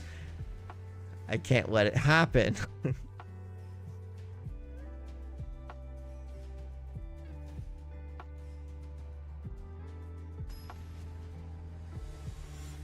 got it. We can handle it. It's okay. It's not that big of a deal. It's a big deal. It's not a big deal. We need to send that back. The only creature is in Enduring Vitality. Okay, that's a little bit better. Keep some Mecha Planes.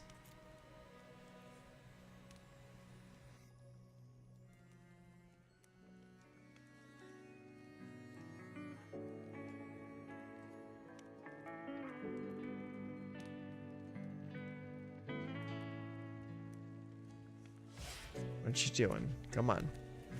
Let's hurry it up. Perfect hero. Great.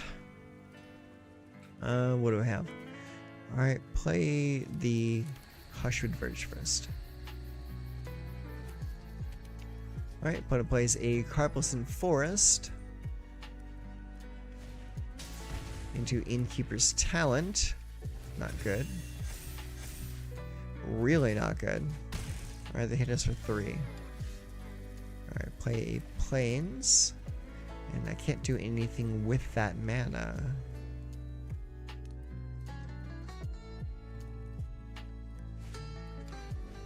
Another Heartfire Hero. Hit me for 3 and then some. Man. Those Heartfire Heroes hurt. Alright, play Brushwood. Play Enduring Innocence. Oh, hi. Hey, little buddy. Hey, buddy. Chill. Chill out. You don't need to climb on me.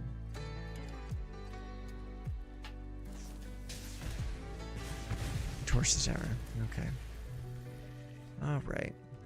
Next game, please.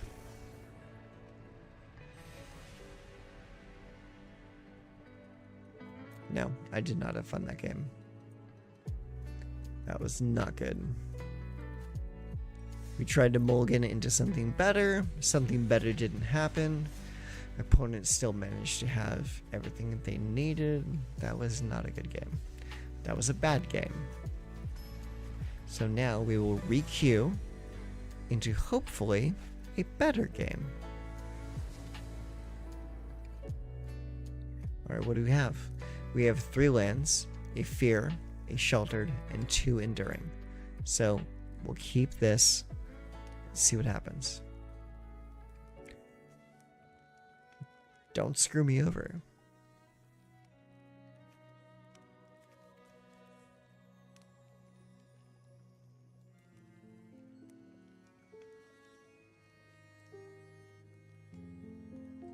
Opponent is choosing their hand.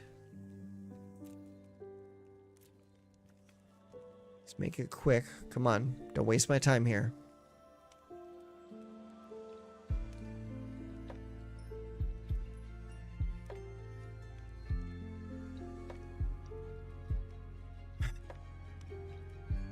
Come on.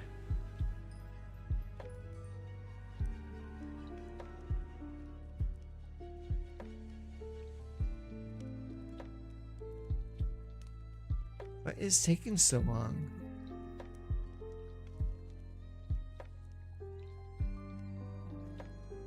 Good boy.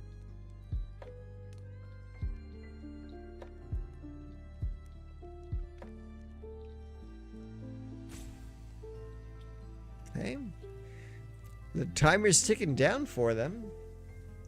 So that tells me that they're not even at their computer right now. They might be taking a crap and have like a connection issue. Nice, bud. While we're waiting, I will show you my boy. Oh. There's my boy. There's my little buddy. There's my buddy. He's a good boy. He's a very good boy. Alright. So, it's finally come over to me. Keep.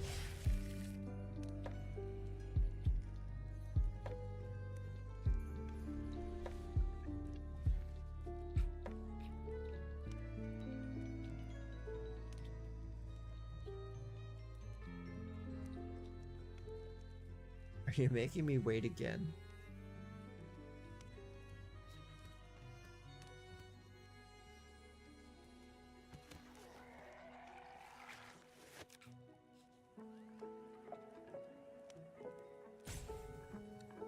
I feel like pizza right now. Pizza sounds pretty good right now. I don't know why. For some reason, I got the idea in my head that pizza sounds really good right now. Oh, you alright, boy? Alright?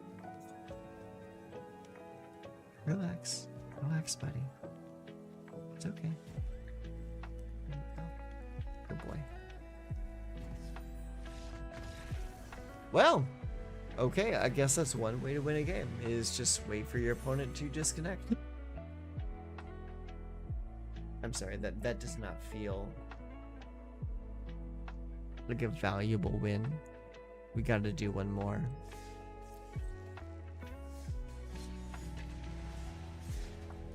We need to win a real game, or else it doesn't matter. It doesn't count. Isn't that right, boy?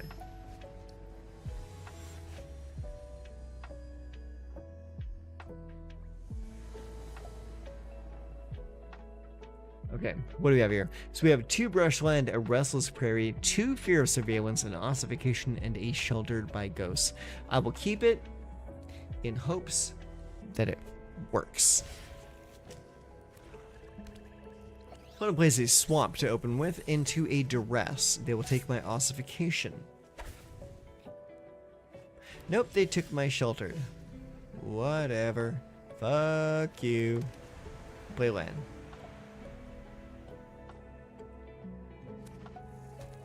Alright, I'm going to place a second land into a caustic bronco. I will play a Razorverge thicket to play a fear of surveillance. I'm going to place a blossoming marsh. I will block and kill their creature.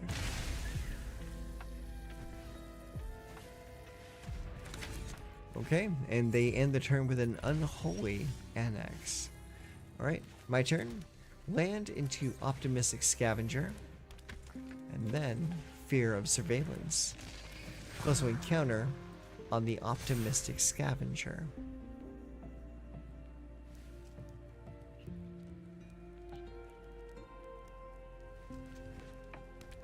Opponent plays a forest from hand and does nothing. Draws a card, loses 2 life.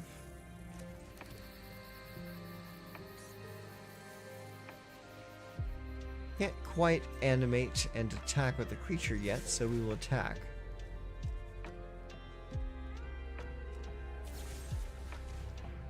Go for the throat on the scavenger, that's fine.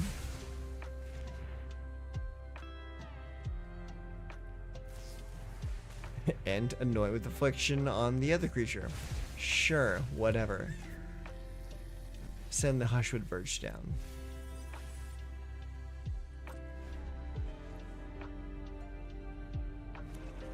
Not good for me. Play another Ritual Chamber, and they're getting a demon this time. Okay, so we're gonna have to get rid of that demon on our turn. Alright, my turn. Alright, play a brushland into ossification. Target the forest. Get rid of the demon. So now they're likely going to spend their entire turn unlocking a door to get another demon. Yeah, that's what I thought.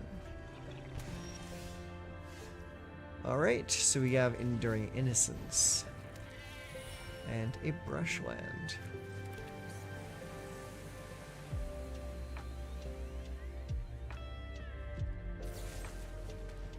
Cut down. Okay. Card goes away.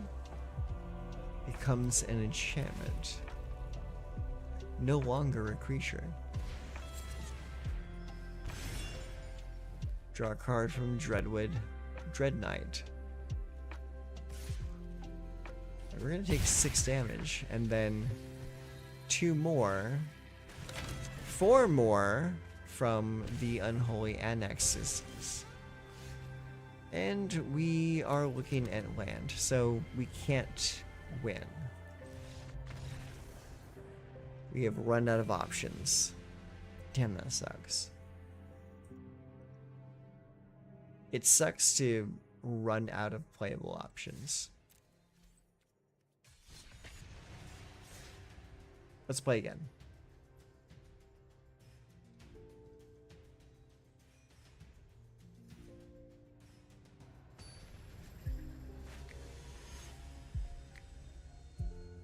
Okay, our opponent is Laser Soldier.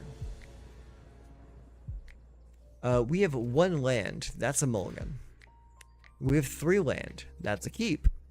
Enduring Innocence, Calyx, and 2 Enduring Vitality. Keep it. Send back 1 enduring vitality. I will play Plains.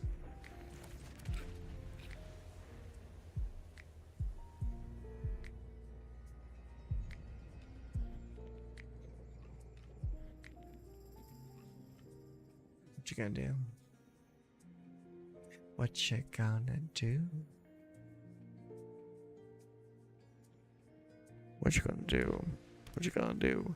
They play Plains. Okay, cool. So we're gonna go Hushwood Verge into Scavenger.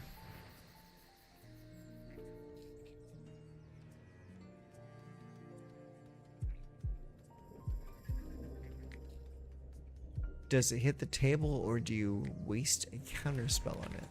It is the table. Very nice. Now, do you waste a removal on it? You do not. Okay. Show me what you got there. Yeah, it's blue-white Oculus for Resurrection deck. One of the more common decks on the ladder.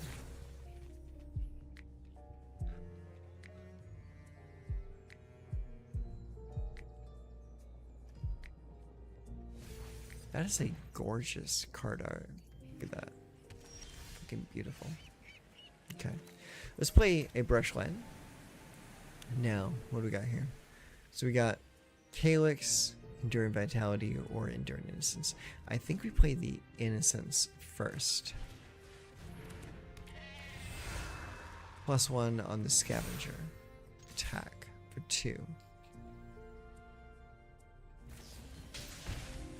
Ifara's Dispersal. What's that card say? This spell costs 2 less to cast if it targets an attacking creature. Return target creature to its owner's hand and surveil 2. Hey, that's pretty good. That's really good.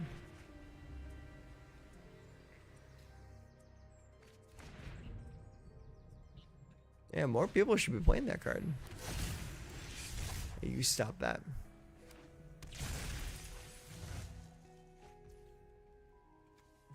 All right.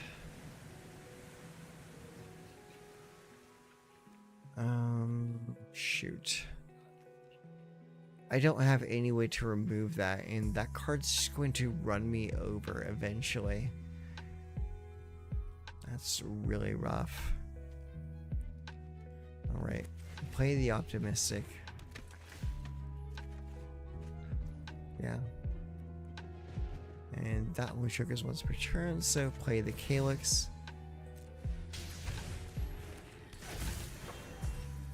Put +1 on the Enduring, and a +1 on the Enduring.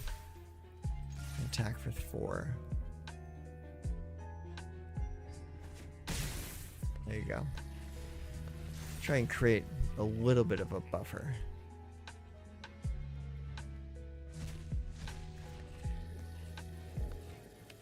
Come on now.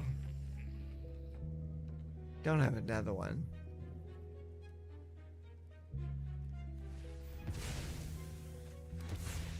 Next game, please.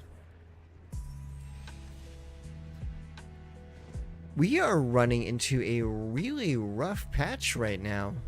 Like, we were just like winning non-stop, and now we are losing non-stop. This is not okay.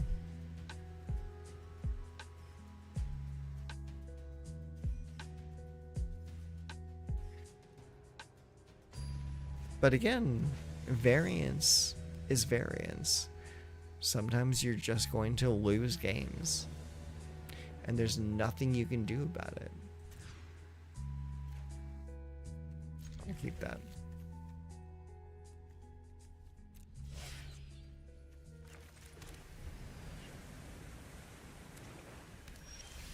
Okay, Put plays a Swamp. I'll play a Restless Prairie.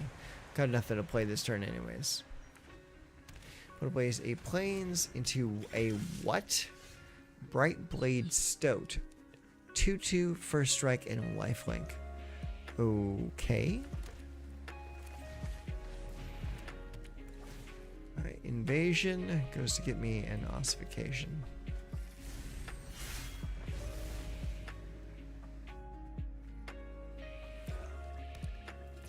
Play a Swamp. Take 2 damage. Play a Thought Stealer. Not okay. They're gonna take the ossification that I just found. Fucking jerks.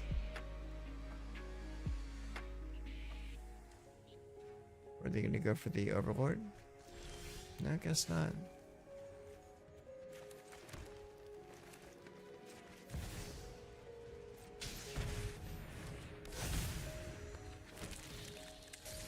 Right, we got 2 moths. Let's see what happens. Hey, Manascrew, how you doing? And I won't fault you. It's late at night. Sometimes we're just going to have a bad time.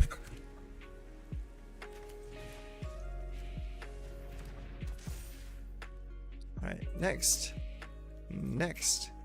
Attack there. Attack there. Go.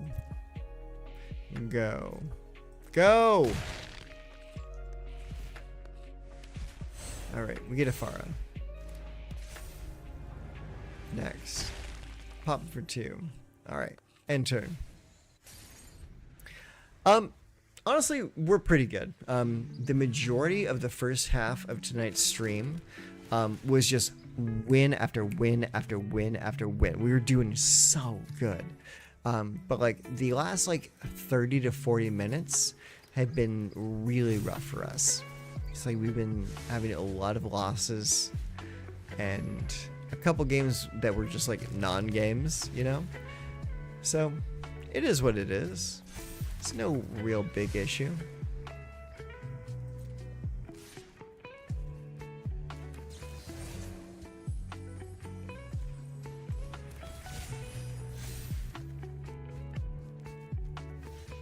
Alright, let's block that. Now that we're indestructible. Boom. Suck on that. Alright, prairie. Make a prairie. Then we will attack, attack, attack. Ah, screw it. Attack with everything. We're gonna get a bunch of life here anyways.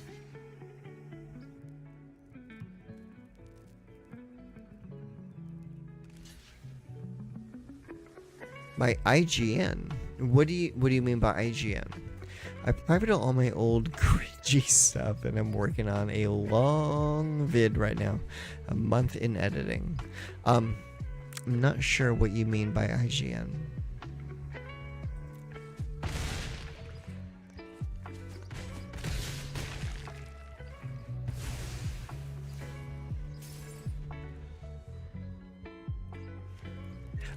Oh, my friend code. Oh,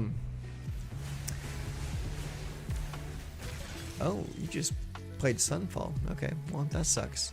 That's all good, though. Right, activate Vessel's Prairie. Put that there. Oh, why did you tap? You goon. You absolute goon. Why did you tap? Oh, no. Oh, Jesus Christ.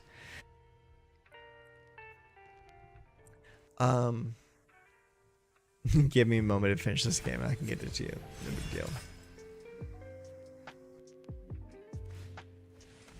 Alright, carrot cake.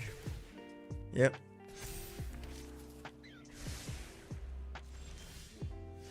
Alright, cool. Let's go Russell's Prairie. Play planes. Next, attack.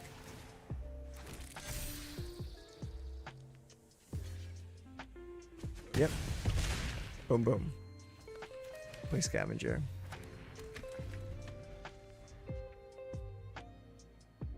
Yeah, auto crapper. Absolutely. I'm glad I could catch your stream. I'm a new Magic player. And you're hey, that makes me really happy. I'm glad that I was able to help a new player, at least in the slightest. Many years ago, I was basically like the card guy at my my LGS, and I was in charge of not just like organizing the cards, but getting new players in the door and all that kind of stuff. And part of that involved doing demos for games. And one of the things that I would always make sure to do is that I would always lose the first game. If I could lose the first game every time and show a player what it is like to win and to get a good feeling of what Magic is really like, then it would almost guarantee that that player would come back to the store. So I would always make sure that I lose the first game. But then the second game, not so much. I might be inclined to destroy them on the second game. But they didn't know that. So I would always play at least a handful of games with any new player that wanted to learn the game. And it was good. It was really good.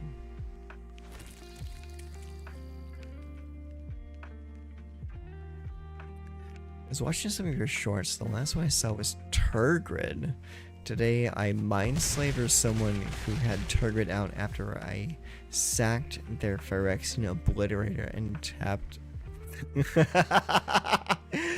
That's fantastic. I love to hear that. Yeah. Anytime you can like use your opponent's cards as a resource for yourself, that's just fantastic. I love to hear something like that. You're coming at me, huh? I'm at 22, dude. I'll take it.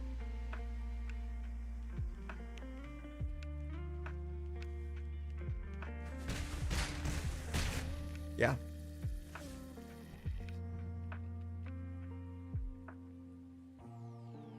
I normally do arena since, well, I'm kind of 12, and it's hard for me to get to my LGS, because I love Paper Magic. I love Paper Magic too. Oh no. You just screwed me over, didn't you? Yeah, because now you have 6 dudes. Yeah, that's game over. GG, friend. Yeah. I love Paper Magic too. It is absolutely like the best way to play Magic. Because like there's a lot of things that you can do on Arena or Midgo that you can't do in person, and like chief among those is the mental games. Like you can't play a mental game with your opponent online, like because they can't see your face, they can't read the expressions on your face to determine whether they should attack or hold back or counter a spell or burn your creature. Like they can't read any of that because your face isn't in front of them. But when you're playing in person, then like everything comes into play. It's a real extra element of the game that you have to be aware of. I'll keep that. I had Garrick, Wrath of the Wilds, one turn. It let me draft the 1/2 Death Touch to block/kill a previous Obliterator.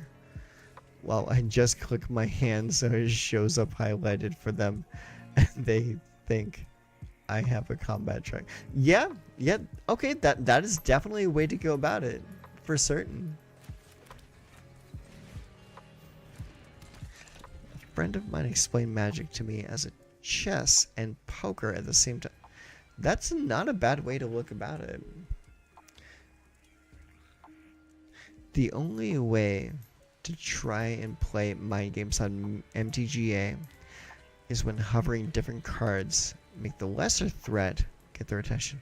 Yeah, like you hover their hand, hover their deck, hover their graveyard, or even more so, hover their lands. If you hover their lands and they see the lands being highlighted, they're like, oh no, what are they thinking? This could get bad. What's going on here?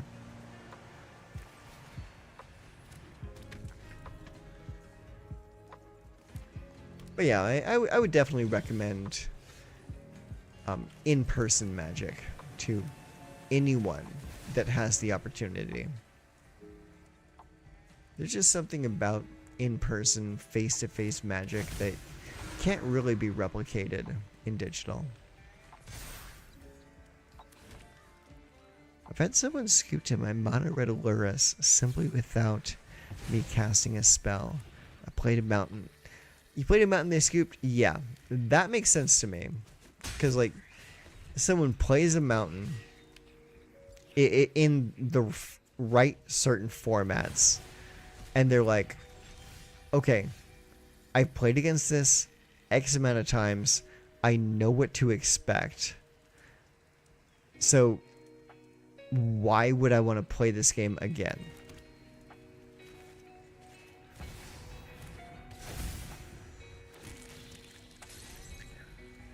It's like, even like Mono Blue for a while, a couple seasons ago, was a deck that people would just auto scoop against because they're like, why the hell would I want to play against this right now? This does not make any sense to me.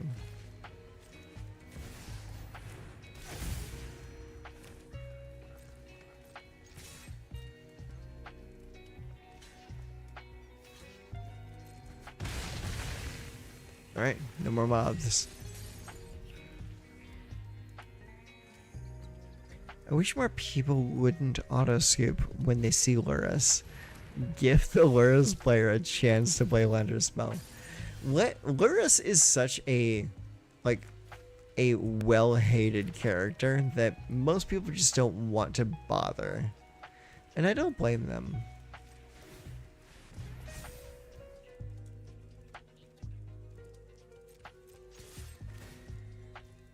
Alright, we're attacking. What are you gonna do? You gonna block with both? Perfect, that's what I wanted to see. So I'm gonna do Royal Treatment to get a +1 on my Restless Prairie. Kill both your dudes, save my land.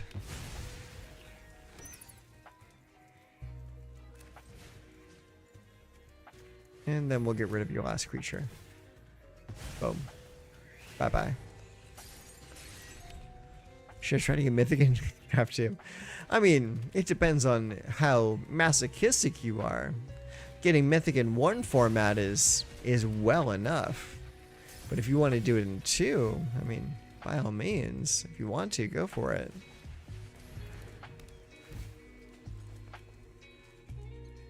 Give me armor.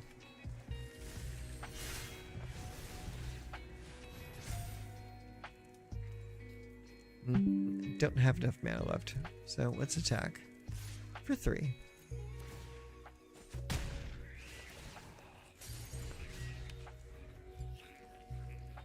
Diamond 2, close. Well, yeah, if you have the funds to keep playing more draft and it's not going to be detrimental to you, I mean, shit, why not? Watch out, Spud. Well, I wish you the best of luck, friend.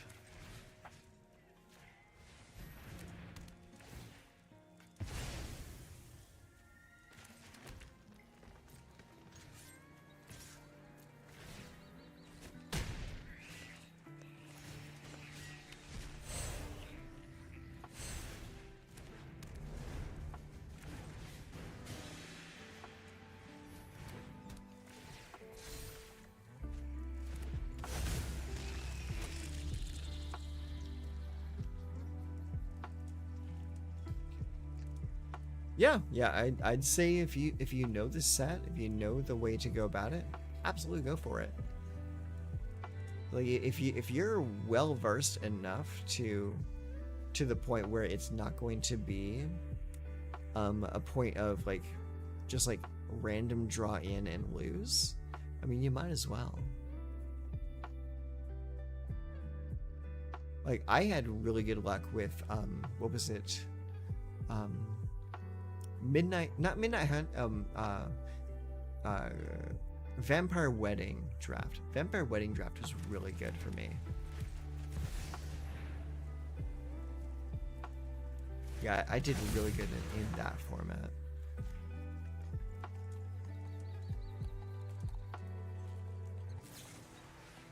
Oh, come on, dude.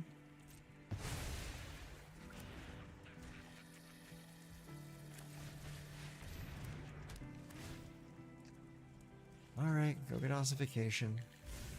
Play it. Put on this forest. Get rid of your overlord. Put a +1 on my guy. Bye bye. Oh god. Hey, watch it, boy. Pretty much only play Brawl on Arena just because it's cheaper, and only play Draft on paper. Weird limited like the Omni Emblem DSK one is rough. And I just did like haste and card draw throughout and it worked result. Yeah, I find they like aggressive decks tend to lend themselves a lot better to draft formats. Mostly just because they tend to work a little bit better because like it's a situation of do you have the removal or not.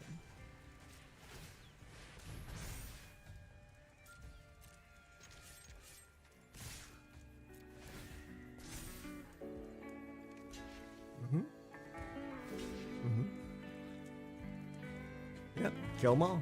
Boom, boom, boom, boom. And 5-3 is not bad. I mean, it could be worse. I mean, you could be like 2-5 or like 2-3, more likely.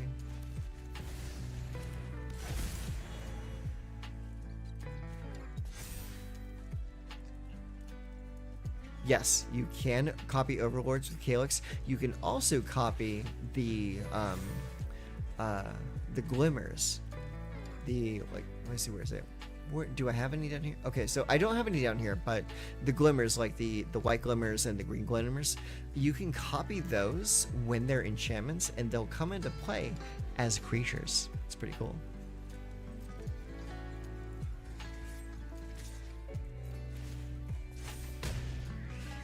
Nice.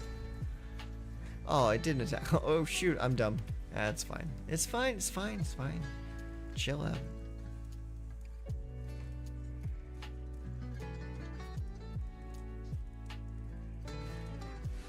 Yes, yeah, the roll tokens can be copied as well. I'll fight for the entire multiverse. Alright, makes a token. Alright. Well, let's go ahead and... No, not that. Animate a Restless Prairie. And play Forest. Then next.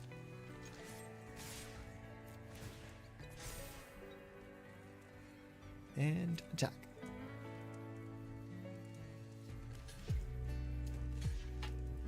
Okay.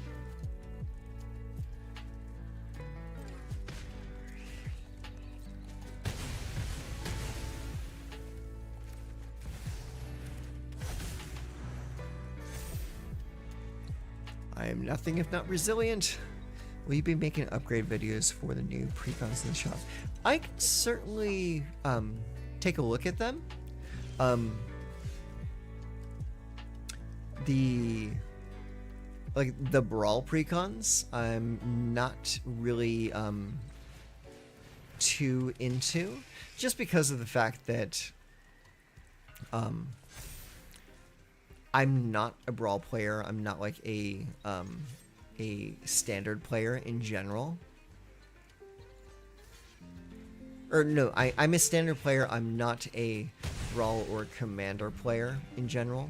So those kind of like are like outside of my wheelhouse. I can definitely try give them an effort.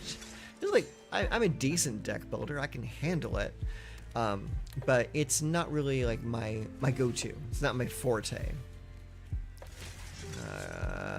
Come on, stop that.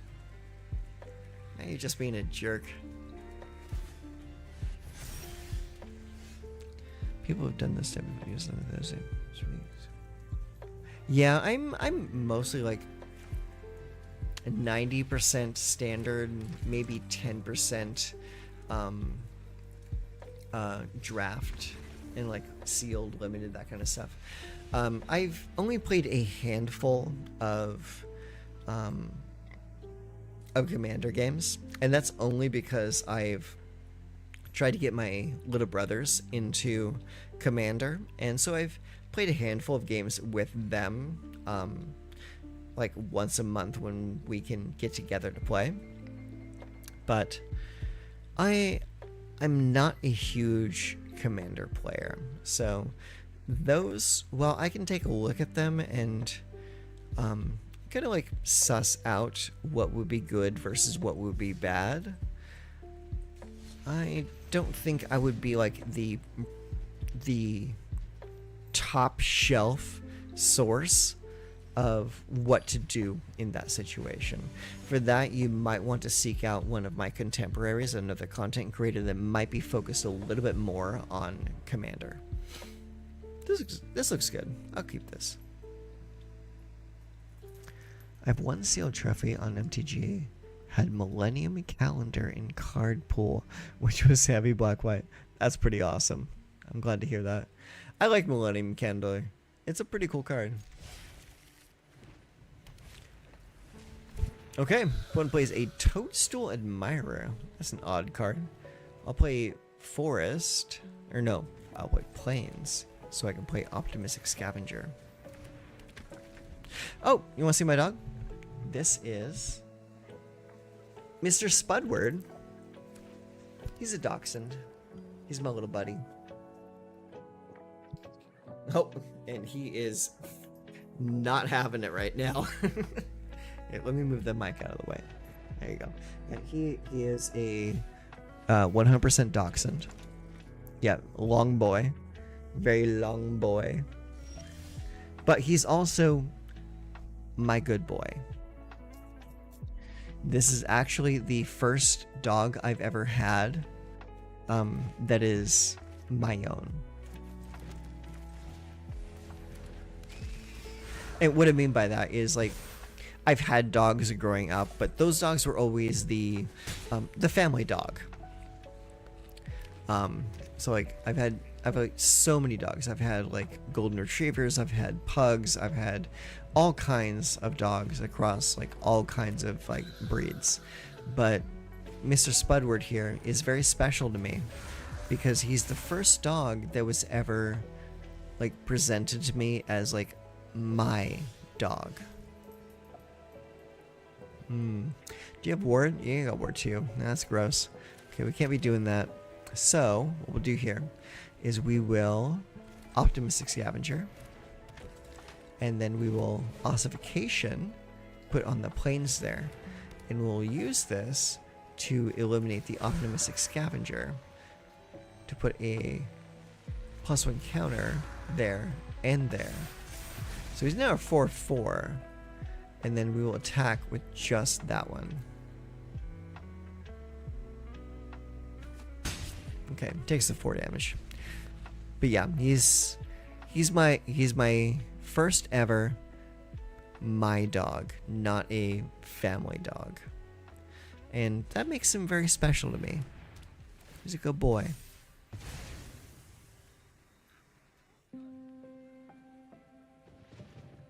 Toadstool Admirer has stolen my scavenger with the Shelter by Ghosts. That's mean. If you want to get a big collection, I recommend watching people like Nikolai Bolas and Numat the Nummy for tips and play drafts. They really give a lot of... Yeah, I do agree with that. Playing draft does offer a very good card pool. Just straight up buying cards from packs is not the best way to go about it. Alright, let's see here. What's your ward? You have ward 2, ward 2. So I would have to pay 4 to take that. But I can take that for only ward 2. So let's play Shelter by Ghosts. Put it on the Fear.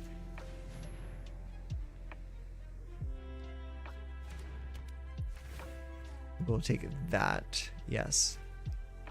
Submit 1. +1 counter there. Pay for the ward cost. Don't have a protection spell. I see you have a 1 green mana open. Don't have a Snakeskin Veil. He's got a real treatment, you jerk. Alright, whatever. Attack for 4. It's always something. Alright, go to 10.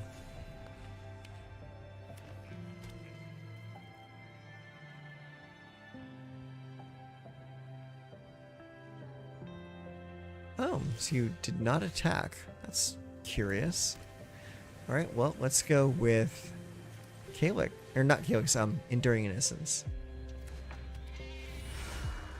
Put a +1 counter there. And we will just not attack just yet. It's pointless to attack into a creature with first strike.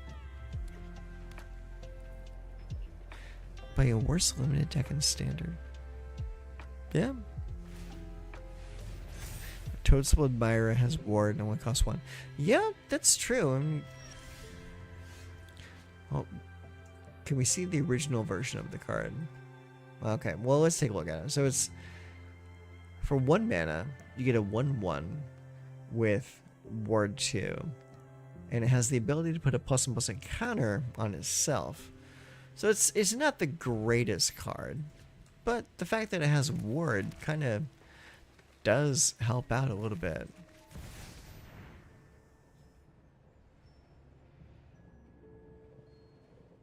Alright, Calyx is coming in. Potentially.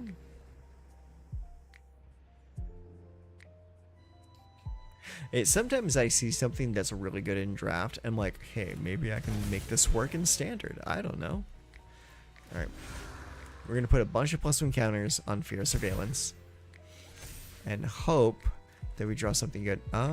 Okay, that's decent. Let's play the Invasion. That's going to get us the card we need to get rid of that Toadstool Admirer. Get that ossification.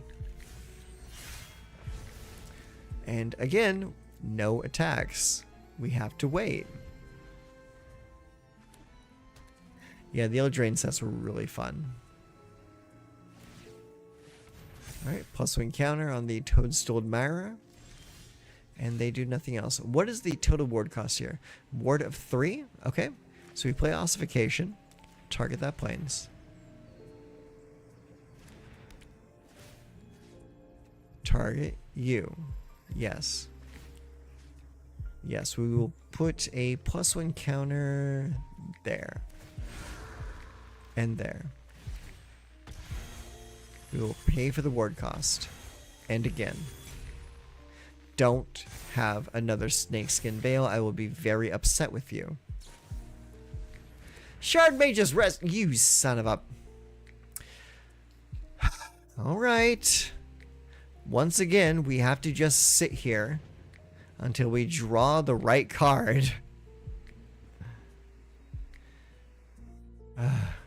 You annoying little shit.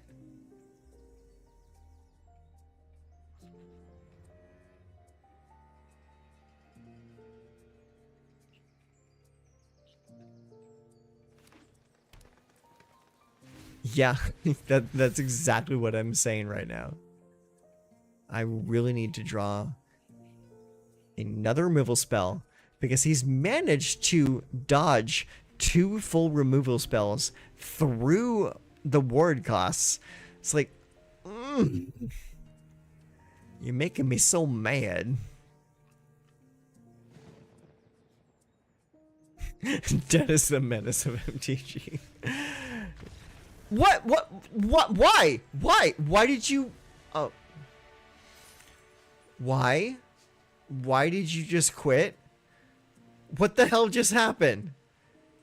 You were very easily just holding me off.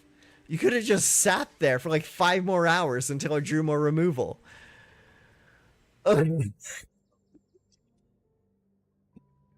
Welcome to Magic the Gathering, a game where you can just decide to stop playing.